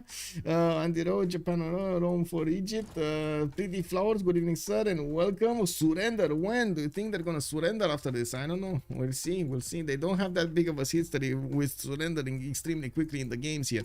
Now, I do notice we're gonna need to take a look next. Hoja Tokumun, Penbrush and Voice Goldrage. We got him getting his holy sites down from Osaka. I do see him getting ODS chamber from Kyoto, and yes, I guess in some sense this makes sense, because it will want to get toll cities. Is also going to want to probably get shipyards as quickly as possible for that extra production he needs in this particular location. We do have him right now with 11 science and 22 culture, 58 production, while he cannot interfere at all on what's going on here in Bob Robot's empire. I would imagine he's gonna send him as many resources as he can, him being the only one generating gold on CPB. In IX is on 39 gold at 10, while we do have Conson on 1, Biscuit is on 5, and Bob Another Robot on 5.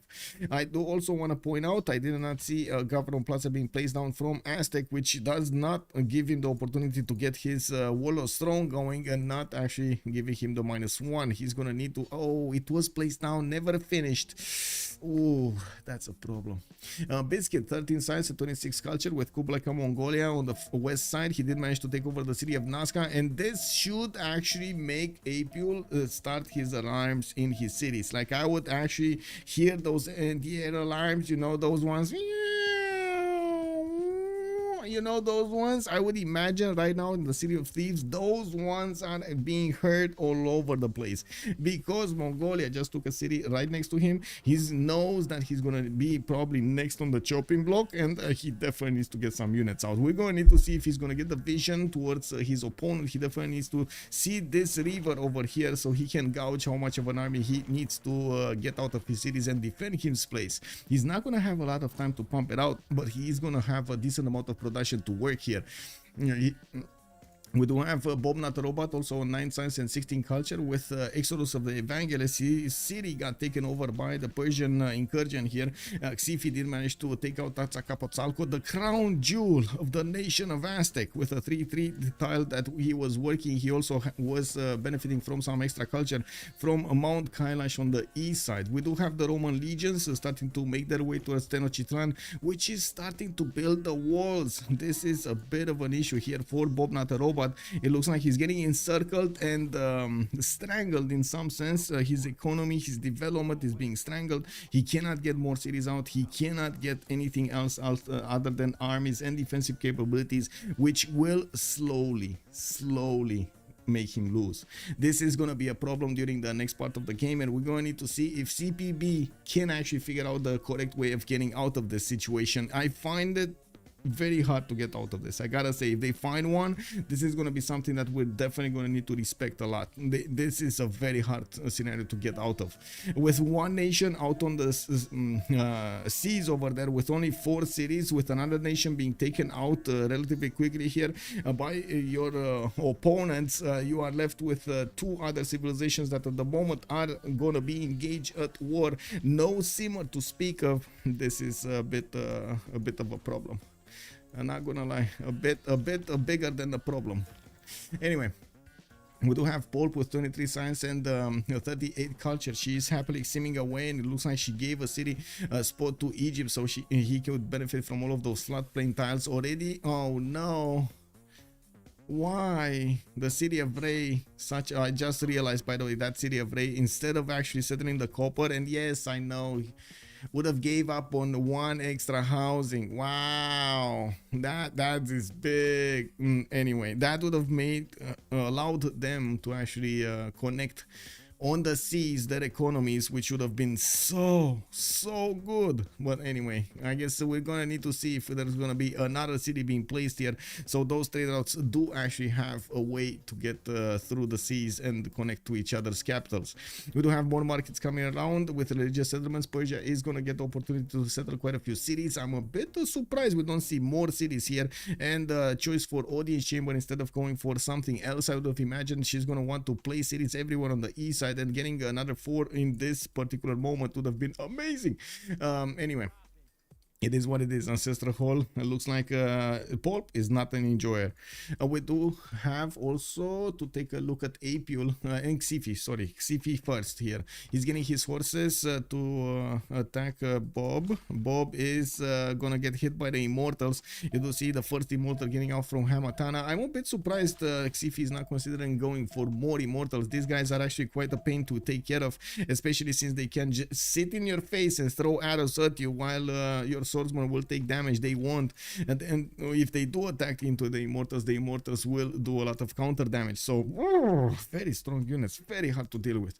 Anyway, it's of course not impossible. I said hard, not impossible, just hard.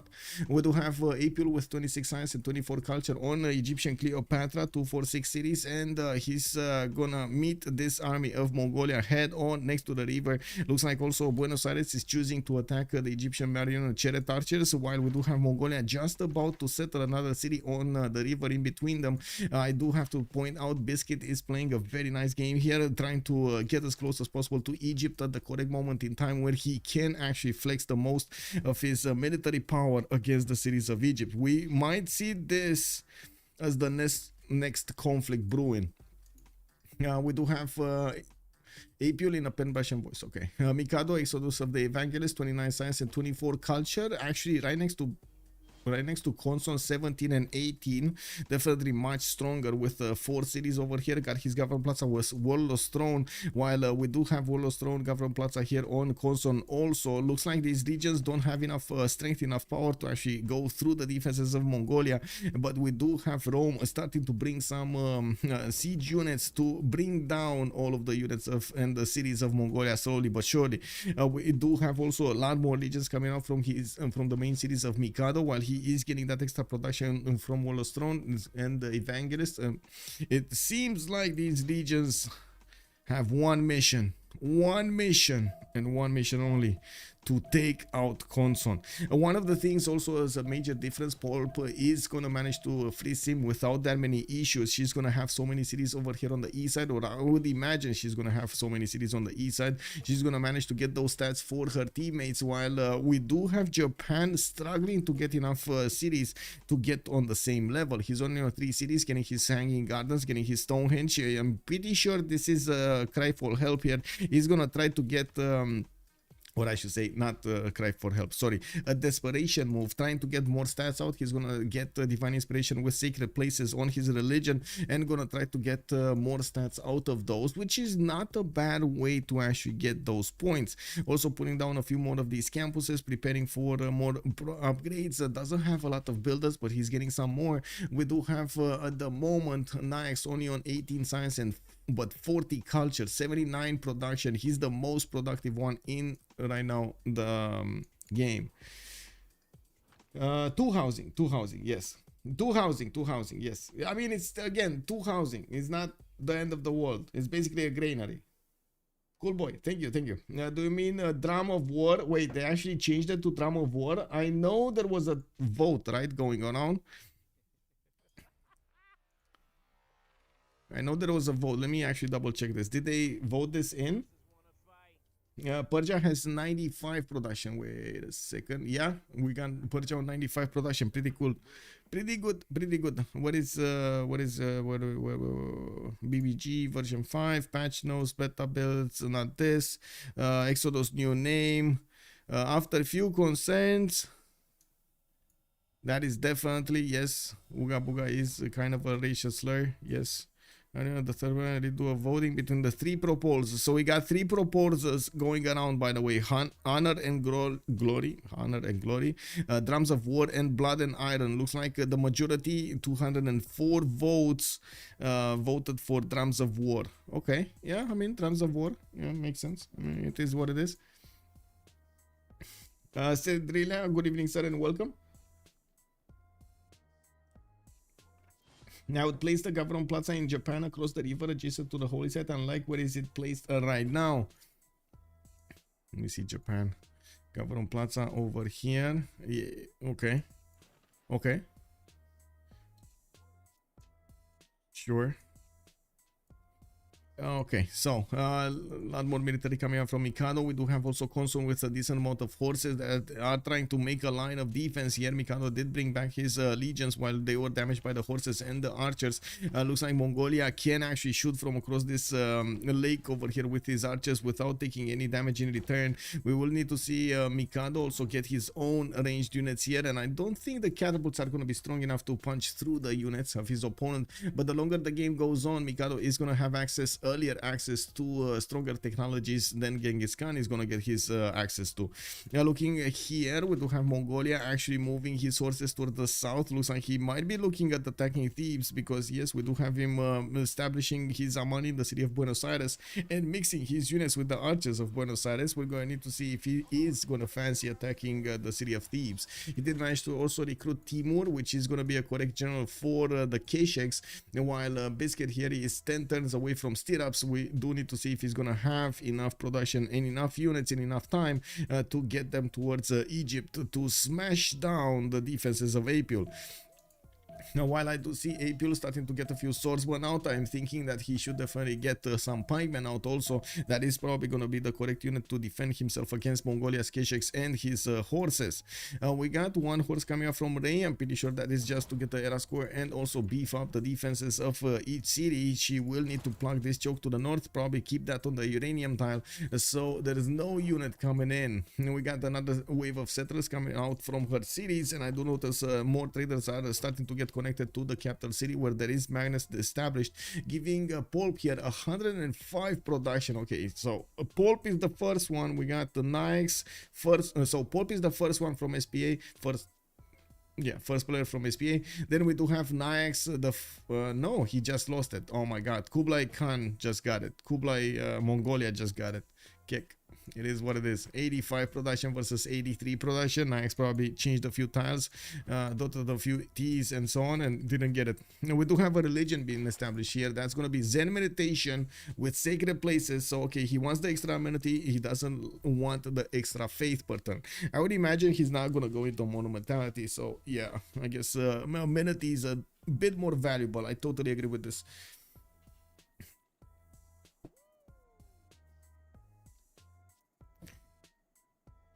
On the wheat tile, okay, I think again we're probably going to be seeing some form of industrial setup over here in between his cities. We're going to need to take a look how he take a quick peek over the turns, over the duration of this game, and see what's going on there. Okay, I do notice a few more immortals are showing up from the south. Looks like they're getting in close up and personal with the Aztec units. It looks like also Rome and Persia did not keep on pushing towards Aztec territory, while Aztec just keeps on getting archers, a lot of archers. We do have Roman legions also having a bit of a problem to push through that Mongolian defense. So we might actually just see two of these horses being taken down. We're going to need to take a look at the first moves, but it looks like they got away just in time and will get their promotion done. We do have also Mikado doing the same thing, keeping his legion alive and at the same time getting a promotion on. So many legions. It's been so long since I've seen so many legions on the map. 2, 4, 6, 8, 10, 12, 14, 15 legions. Wow. And these guys are not strong enough. What's going on over here? It seems like they're just not strong enough to push through the horses of Mongolia.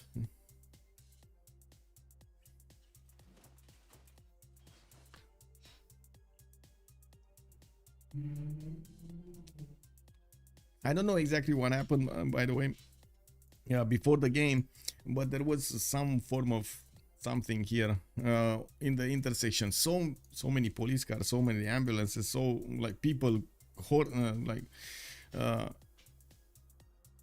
do you call it? Horn? Is that a horn? I think it's a horn, right?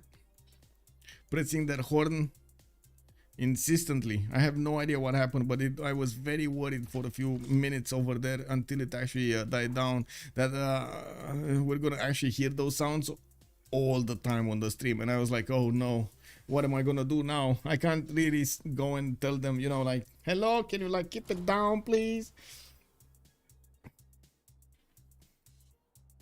That way we can get a theater square next to it and hanging gardens and possibly a mausoleum at Halicarnassus. Yeah. He's getting his theater squares a little bit out of the way, as you can see over here. He's gonna get a +2 to the south of Nagoya, and I do notice he's starting to get his lighthouses for the extra trade routes. The gold per turn is still on Naix with 64 gold per turn, but on the other side we do have Polp on 86, Apul is 58, and looks like the others are making just enough so they can upkeep their armies no problem. Sifi on 30 science with 31 culture. He does have quite a bit more than Bob Not a Robot on 10 and 15, and as you can see, they're just not letting Bob Not a Robot get any break here. We do have Apul keeping a scout on the west, not allowing Bob to move units there. We do have Persia closing off that northern choke. We do have also Xifi to the northeast, not allowing him to get cities there. They're just keeping him in circles on these two cities. Okay, so let's see what's going on here. I think this is going to be quite important. Basically, getting his monuments out, also a few more markets. He did get new cities out, and by the looks of it, he's going to start sending those cities on the western coast. We do have him on 2, 4, 6, 7 soon to be cities, while he's getting his sources. Oh, I love this. I love this. Nobody's actually having the vision over Samarkand, and we do have the horses of Biscuit getting very close to that city center. We might actually see him take down Abydos. This is beautiful, I gotta say. He's standing away from those units, and it looks like even Samarkand is helping him outdo this. He's keeping away the Mariano Cheratacher from having vision, passing over the river and seeing these Mongolian horses. Oh no. Probably silent now because she killed everybody. The destroyer escaped for a minute and create chaos all around. Yeah. I don't know where the destroyer is. I have no idea, but I hope I was successful in actually taking away quite a bit of energy from her. I was like throwing her stuff like balls and other toys and the clinky stuff and anything that she would run after. So she gets a little bit out the energy out of her system. I can totally understand that. You know, I have this also, right? We all have this. At some point, we're just so we have so much energy built up that, you know, it's a problem. We need to move. You need to get it out of your system somehow, you know. Yeah, one of the reasons I actually was going out like running and moving and so on and so forth a lot of the times, because yeah, I don't do that right now because, you know, it's winter, and to be honest, it's I don't like the winter time. It's beautiful to watch, not beautiful to feel. You know, not good to feel. It is what it is. Maybe the description is anyway. Now I do also notice finally Mikado did manage to make headway towards the Mongolian city of Al Malik, while he is getting his catapults to start getting the shots going. If he does manage to get a tile here, this is going to be quite hard for Mongolia to push him back. He does have that legion that doesn't have a promotion yet, but as you can see, it actually has quite a bit of damage. I should say defense, 64 defense against the archers, 38. We do have Mikado actually needing a decent amount of experience to actually get that to the next promotion point. So I would imagine he's gonna get the fresh legion in there in the rainforest, so he can hit the city of Al Malik with the catapults and then hit it with the legion and take it over. These catapults are gonna be quite efficient in taking down the city strength of Al Malik. We do have a horse getting out next turn, but that will pop out in the encampment, not in the city center, keeping that city to 33 defense instead of the horse strength. We do have also Mongolia trying to get some damage done over here against the Mongolian, the Mikado units, the Roman units. He's doing quite a bit of damage against the legions, but also sacrificing a few horses to do that damage. Okay, so, oh no, Biscuit did not last move. Man, this was like beautifully executed until the last move. It's still gonna be good that he's gonna get maybe some pillages, and I'm pretty sure he's gonna be happy just dragging the army of Egypt to the east instead of allowing him to get all of the armies to face the northwest, where he is gonna pump out Keshiks and he is gonna go for another offensive attack here. He does need to build up his army count though. He does have the Keshiks getting out right now. He has quite a few chops for them, and I do see the builders benefiting from the feudalism bonuses on them. I would imagine he's gonna get quite a few units very quickly there. Now we do have Persia also starting to get more units here. The archers are getting their promotions. The immortals, as you can see, are quite efficient in taking down the Aztec swordsman. It's just a matter of time until they do manage to do the hits over here. They don't take damage when they do attack, especially with the ranged attack, not with the melee attack. They do take damage, and they are acquiring promotions, making these immortals a bit stronger than their opponents. Aztec is finding it very hard to keep these tiles intact here to the south of Malinanko. With ancient walls also coming out next turn, we will need to see if the catapults over here are gonna actually smash through them, or it is gonna be enough to have the immortal damage. The immortals do damage to those city centers. Al Malik is getting hit. Fresh legion gets onto the front line. We got a very banged up horse here, very weak horse, trying to attack back the catapults, maybe snatch the general from the south. It looks like Conson is trying to push in the Roman army that is working to keep these catapults alive and throwing rocks at the city of Al Malik. Oh, that city in 2 turns might be gone. He's not keeping a horse in that city center, so again, that city center garrison defense is significantly lower. When do we have consoles? 3 turns for stirrups. He's starting to get his heavy chariots, which of course, if he does manage to get one knight out, this is going to be extremely important. The city of Al Malik did get a horse. It's jumped up to 43 defense, but you do see the damage has been done. The legion damage can be, I would say, overwhelming here if he does want to flex that. Of course, the catapults are going to be the ones that are going to keep on doing damage, lowering the city strength even if it heals every turn. If Goblai can't settle the coast, then this is straight up Hojo cosplay of Tokugawa. Well, I do see him expanding right now. Naix is going to get cities everywhere. And this is where Ancestral Hall would have come in. he went audience chamber, this would have been the perfect moment to actually get the bonuses that you would want from Ancestral Hall. That's why I said at the beginning, this, I think Ancestral Hall would have been a bit better, because this was a required move from him to get all of these settlers expanding his territory. Okay, Malinalco got the walls up. I do notice Bob Natarobot did lose his swordsman, and he's gonna lose another one. It's just a matter of time until Xifi gets enough attention to attack these swordsmen next. We do have Roman legions moving towards Tenochtitlan. I would imagine military alliance has activated here on the Roman legions, not on the swordsman of Aztec. This is a problem. That's an extra +5 that Aztec is not gonna get to benefit from for another 5 turns, guys. 5 turns for Montezuma to get to civil service, his own civil service.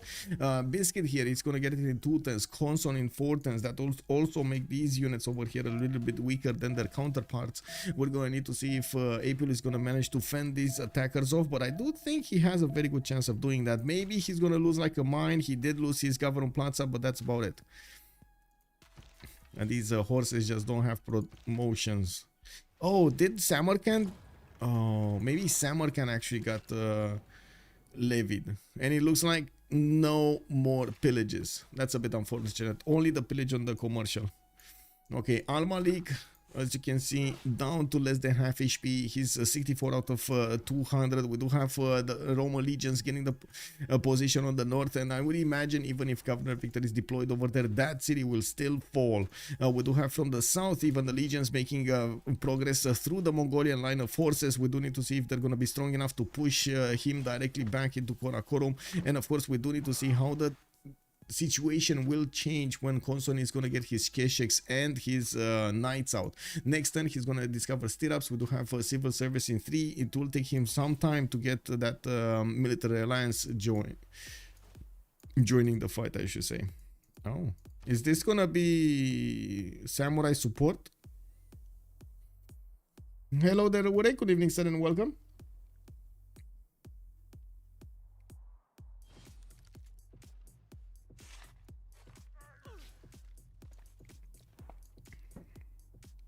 Okay, so the first Chasse are out and about from Biscuit. We do have Apul with swordsman. I would imagine he's gonna go for his pikeman and his men at arms pretty quickly here. I was trying to figure out what's that research called. Military tactics. Okay. Now I don't know for what reason I was thinking of metal something, and I was like, what? No, that's not right. And my mind was like, error. It is what it is. Anyway, yeah, we do have the Ordus also getting built in all of the cities of Mongolia that do have Mongolia Kublai. Mongolia Kublai that do have one of these encampments, and I do notice he's also gonna get new campuses with monuments for the culture and the science. Now, while we do have Apul right next to him, benefiting from 53 science and 40 culture, he has 96 production. Biscuit is gonna be on 111 production, 29 science and 38 culture. It looks like the stats are definitely lower on Kublai Mongolia, while we will need to see if Apul is going to be strong enough to fend off that attack. It looks like it's not going to be long until we're going to have a 4 versus 3 situation with the units of Persia pushing through the city of Tenochtitlan's defenses, and Malinalco getting hit at the same time. They are having quite a bit of a ball here, trying to keep all of the units of Aztec contained. As you can see on the west side, we got multiple scouts trying to keep out Aztec from ever getting a escape settler out. I would have imagined maybe there was a scenario where they could have actually used one of the city-states to get Aztec move, but there's like no city-state that is easy for him to benefit from. Yeah, no cities. No cities. Woo! Baby, we got Mikado doing the damage. Mongolia losing a city here, right at the time that he is getting his knights and his Kesheks down to 2 cities. Oh, this is just not good, man.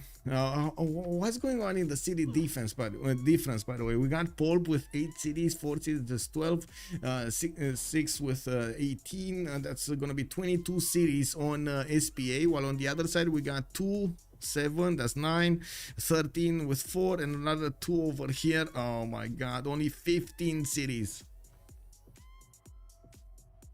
I mean, if that's not a big difference, I don't know what is. What do you think about the CPD's chances to survive? Extremely slim. Very, very slim. They're like probably non-existent right now. They're in the decimals, I would believe.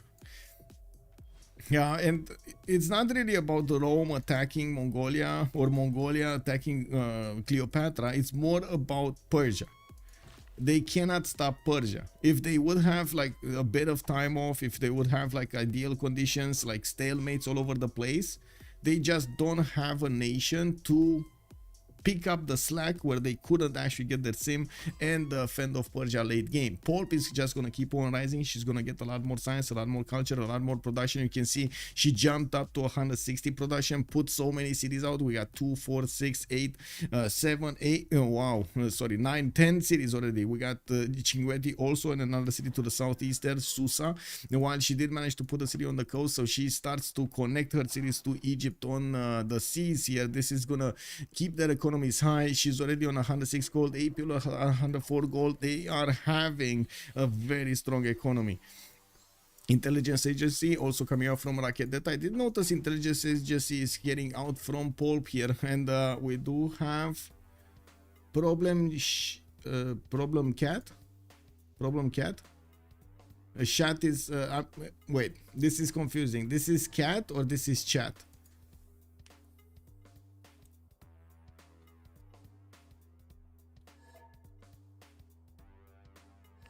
Oh, lol. The cat actually how to say, disconnected the headphones. Oh, le chat qui débranché le casque. Oh no. Chat is teacher. Oh, I see. So chat would have been chat, like with a T, with an extra T. Got it. What do you think of metallurgy? Yeah, good question, cool boy. I don't know. I was just thinking metal something. It just wasn't what it was, and I knew that it wasn't sounding good. So yeah, my mind was just error. You know, the how do you call it? The black screen of death. You know, the BSOD. No, the blue screen of death. Okay, so what is Hojo gonna do here with his cities? We do have Naex trying to get these cities right in the face of Mikado, right to the north of Mikado, and of course that will open up another front line, but I don't think Mikado is gonna be that worried about it. He is more focused on taking down the remaining Mongolian units, and you can see his legions are actually strong enough to attack into the knights. I do want to point out to Conson's general El Cid is now actually finding it much easier to work with the knights. These guys are gonna be from the same era, and they are actually gonna get those extra 5 points of damage and the extra movement, which is very useful here. Now we do have Mikado doing quite a bit of damage against the Mongolian units, and you can see he just pushed back his knight, pushing in with the legions, taking out another one of these horses. Slowly but surely Mongolia is running out of options here. There is a trader going somewhere. I have no idea where, but it looks like he was going west somewhere, and yeah, that's gonna get pillaged. Mikado is sending 2 of these legions on a special mission. Take out the escort of that trader and get us the princess. Bring it back. Okay, what do we have here? 2, 4, 6, 8, 9, 10 cities from Pulp. Okay, Peche is actually starting to move to the east side. They might actually want to push through the Persian north, and we do need to see if Persia is going to plug the choke somehow. We do have Egypt actually discovering men at arms and getting his upgrades going, while I do see a pikeman from Thieves is coming up in 210s. Intelligence agency is also going to finish here in 210s. Industrial zone setup over here in Aketatan. Is he getting the industrial zone setup? Oh no, this is Oracle. Okay, he can still do the industrial zone setup. Dam and aqueduct. Is that what's gonna happen here? I don't know. Let's see if he can do it. if he will do it, I mean. Okay, so we do have Biscuit getting more and more K-Shakes. I do see him using his 4 cities actually to pump out units, while he does have a few more builders to help him chop some more units. I would have imagined he's gonna get a few knights as well. Like, these K-Shakes are nice to keep on pounding your opponents and taking down units, but you do at some point need some midi units to take out cities. So yeah, since he did lose the horses to the south of Abydos, I would have imagined he's gonna get replacements, and I would have imagined he's gonna get knights because he has stirrups. Anyway, we do have Persia actually not needing a catapult. Looks like he is bringing one, but these immortals are strong enough to actually attack into the encampment and do enough damage to take down the walls. I do want to point out Bob, not a robot, again not actually beefing up the strength of the city with his units. His capital has been taken down. Tenochtitlan is falling to a flanking maneuver. Persia got in and got that city. Malinanko is also gonna be next. We do have the last remaining city of Aztec staying alive here for a few more moments while the encampment has been taken down. The remaining immortals are repositioning to go directly towards that city center. Through the mountains you see hordes passing through. I do also notice Aztec will have the opportunity to take that city back, but at what cost? At what cost? The city the city actually needed quite a bit of health, demanded health from the Aztec units, and now Persia is just gonna take it back with his 2 catapults and more horses. I mean, that's just not good, man. Not good. We do have a level 2 archer that I'm pretty sure he's gonna get the upgrade to a crossbow pretty soon. We do need to see when he's gonna get that technology. I do want to point out Xifi did not actually want to get more settlers out because he wanted to get the overwhelming force to work against Aztec and not bother himself with a little bit more seeming, since he already did have a decent amount of science and culture for what he needed to do. Now on the right side we do have Rome pushing in, Conson actually getting to the capital city of Karakorum with quite a few legions and the catapults right behind them. He does have knights and horses to punch through, and we do see a few Kesheks, a few very confused Kesheks starting to get out from Kesher and Karakorum. These guys are just getting into the fight, and they are actually going to need to fight for their survival because those cities might be taken over. This is the last gasp of these Mongolian Kesheks. Also, the trader was actually going to Nalanda. Well, I guess he was trying to get a bit more gold out of it. Bob, not the robot, minus 14 gold. Conson, minus 1 gold. Biscuits is on 20, and we do have Nax on 59. It does seem like we also got the vote going. I guess, I mean, I want to say I'm sorry. I did miss, how to say, me. Catty Parkes has joined the round table.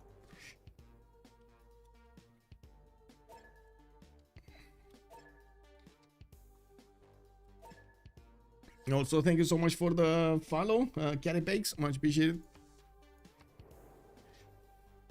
Okay, so I guess we got 2 minutes pause and we're gonna come back. Let's see what they're gonna do here.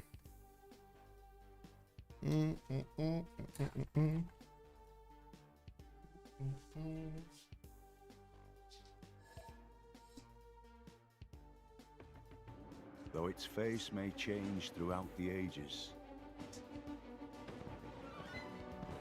history is written from the hand of the victor.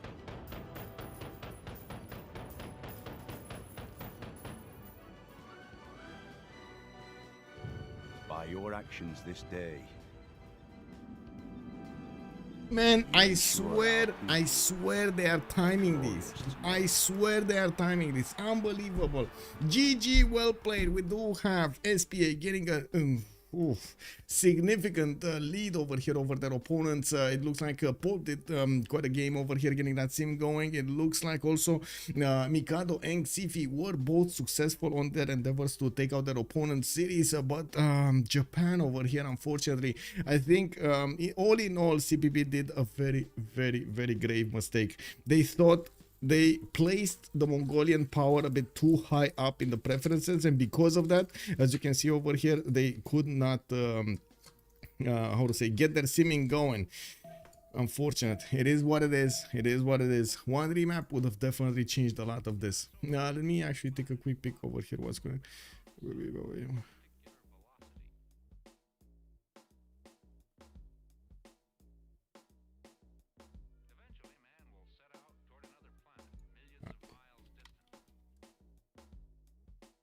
Kick. Give me a second.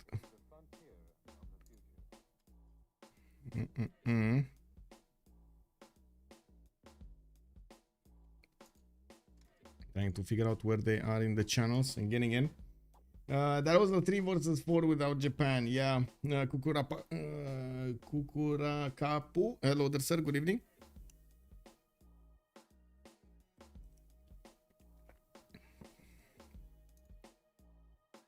Just switching settings over here so we can hear stuff. Je pense que la steak n'a pas le choix. Ouais, Il est c'est vrai. obligé de mettre cette ville-là. En fait, l'autre choix de la steak, c'était de mettre une ville vers un endroit qui n'a pas scout. C'est qui était juste en dessous de Mitla. Ou Nalanda, je sais plus laquelle qui était à sa gauche, là, c'est 16 bleu. Là non, mais... C'était Mitla. C'était de mettre auprès des cacao et tout. Mais et encore, en fait, ça n'empêche même pas sa cape d'être à range de se faire détruire en fait. Ouais, mais c'est beaucoup Mais plus dans tous les cas, défensif. oui, Enfin, mais En fait, dans tous les cas, il est problème, c'est pas obligé ça. d'aller dans ce plan de jeu là de l'IRL. Après, pour moi, c'est une map qui doit être remap pour Chasse Pêche. Mais, 100%. en fait, je pense que notre positionnement est vraiment très très bon, tu vois. Le seul problème, c'est Mikado qui a une Wonder avec 4 de science, quoi. Il a pas 4 de Alors, science, ça ils ont pas aide, les mais en campements fait, aussi vite. pour moi, il y a d'autres problèmes. Hein. Niax, qui est la caution late game avec son île pourri. Désolé, mais quand bien même l'île, il y a beaucoup de poissons, elle est ok en vrai. Ben, il a dit lui-même quand je suis arrivé. Le problème, c'est que il peut pas resettle en fait. La difficulté de settle, c'est que vous devez gagner absolument. Sauf que Bob est dans une situation qui. On faisait ce pari en fait. On faisait le pari. Je pense qu'il y a quand même tu vois. une mauvaise analyse sur le fait que vous avez un bon positionnement parce que nous, on a aussi un très bon positionnement. Genre, cette variable, elle marche si vraiment t'es au-dessus de l'autre, mais là en termes d'échange, Parce bah, que nous aussi, on peut faire les trades, Biscuit, vu que vous êtes- on en parle de vous position êtes de tout Biscuit. autour de la map en fait. Nous, on a tout le sud de la map. En fait, vous avez l'info que notre Biscuit, Égypte il elle peut est- trade, on est paquet en fait. Genre, on est tous paquets, c'est ce qu'on cherche avec notre draft. On a une Égypte au milieu de tout le monde. Genre. Enfin, t'as un pris double pouvait passe roll. avec Egypte quand même. Hein. Oui, bah tu peux trade externe avec sur la perse. J'ai pas dit que tu pouvais pas, j'ai juste dit tu prends double perse avec Egypte, c'est déjà. Enfin, Oui, le trade est mais déjà ça beaucoup revient moins pas. petit. Oui, mais en fait, on fou, est ça. paquet là. Ça, En fait, c'est- dis-toi c'est juste notre que draft. sur votre C'est map des trucs là, trop elle est. solides. On a pris des en- trucs solides. Vous preniez des trucs de war assez agressifs. On a pris des trucs solides et voilà. Ouais, je suis d'accord. Mais le Voilà. problème c'est les Moi, généraux. de- Le problème c'est juste les généraux. Bah oui, mais en même temps, ils ont sorti tous des battes pour chop les généraux, ce que vous n'avez pas fait. Et, Ouais, non, on a- il y a eu- la il y a diff, eu elle est là. Hein. généraux, là. La diff, elle est là. Hein. Le Perse et le Romain, ils ont chop des généraux. Il y en a Effectivement, aucun la d'entre grosse diff, c'est qu'on vous a trois. 3 cives qui partent triple campement, on a un seul général. Là, je pense qu'il y a un misplay à ce niveau. Ouais, je suis d'accord. Vous pouvez le voir au rigueur, au replay, pardon. Il y a eu vraiment une rigueur où chez SPA ils ont sorti des bats, ils ont acheté des bats, ils ont eu aussi un bat, au moins un bat dans une hutte. J'ai eu un Ouais, bat dans une Qui est, mais bon, c'est la vie quoi. Mikado, il a tout. La game de Mikado, c'est. Moi, Mais ce j'ai que je veux eu- dire, Ouais, c'est le que cadeau, il est à la pop et tout. Donc. ce que je veux dire, c'est que si du côté de CPB, il y avait eu une production de bats au lieu d'un monument, un achat de bats chez un joueur, bah vous auriez eu au moins 2 généraux. Et du coup, ça, vous pouvez le faire, c'est accessible, je pense, pour les prochaines parties. Oui. Enfin bon, bref. Vous On avez retire- eu- on me on a- retirera on a pas que surtout- c'est quand même les gros 4 de science qui font qu'il a les campements sur un Non, mais, juste mais quatre ça, de science, ça quoi. aide. Mais en Ça fait, fait la diff sur bah, un ça front, fait la mais ça diff fait pas la sur diff, énorme- ça fait pas, ça fait Par pas la contre, diff vous partout. aviez les campements avant nous. Oui. Vous avez Alors, le beau Non, il a- la steak a les campements avant vous. Parce que la steak a settle T et qu'il a cliqué campement first. Mais nous, on n'a pas les campements avant vous. On a dû faire. le on a fait Romain, pareil. le Romain a fini son campement avant celui du Mongol. Mais oui. C'est. Non, mais on sait Mais, que ça- la RNG, c'est une. Okay, I'm gonna send you to my stream because it seems like they will keep on talking about this in French, which is kind of normal because, of course, we are in the French league and all of them are French players. Thank you so much, everyone, for joining us. I do hope you had a wonderful time with me tonight and had some fun with Civilization 6 content. I hope we're gonna see each other next time. I did not actually schedule a game for tomorrow. We do not know yet which game will well, if there will be a game or not, but I am trying to figure it out. I also did actually schedule a game on Sunday, which is going to be a pretty good one. We will see you then. Freitos going against Team 2, if I'm not mistaken. That's going to be a pretty good derby. Have a good evening, everybody, and see you next time. Don't forget to click on that like and subscribe, and I do hope you're going to leave a comment down below with what you would have played in this situation and how you would have wanted to get this going. Have a good evening. Bye, bye, bye.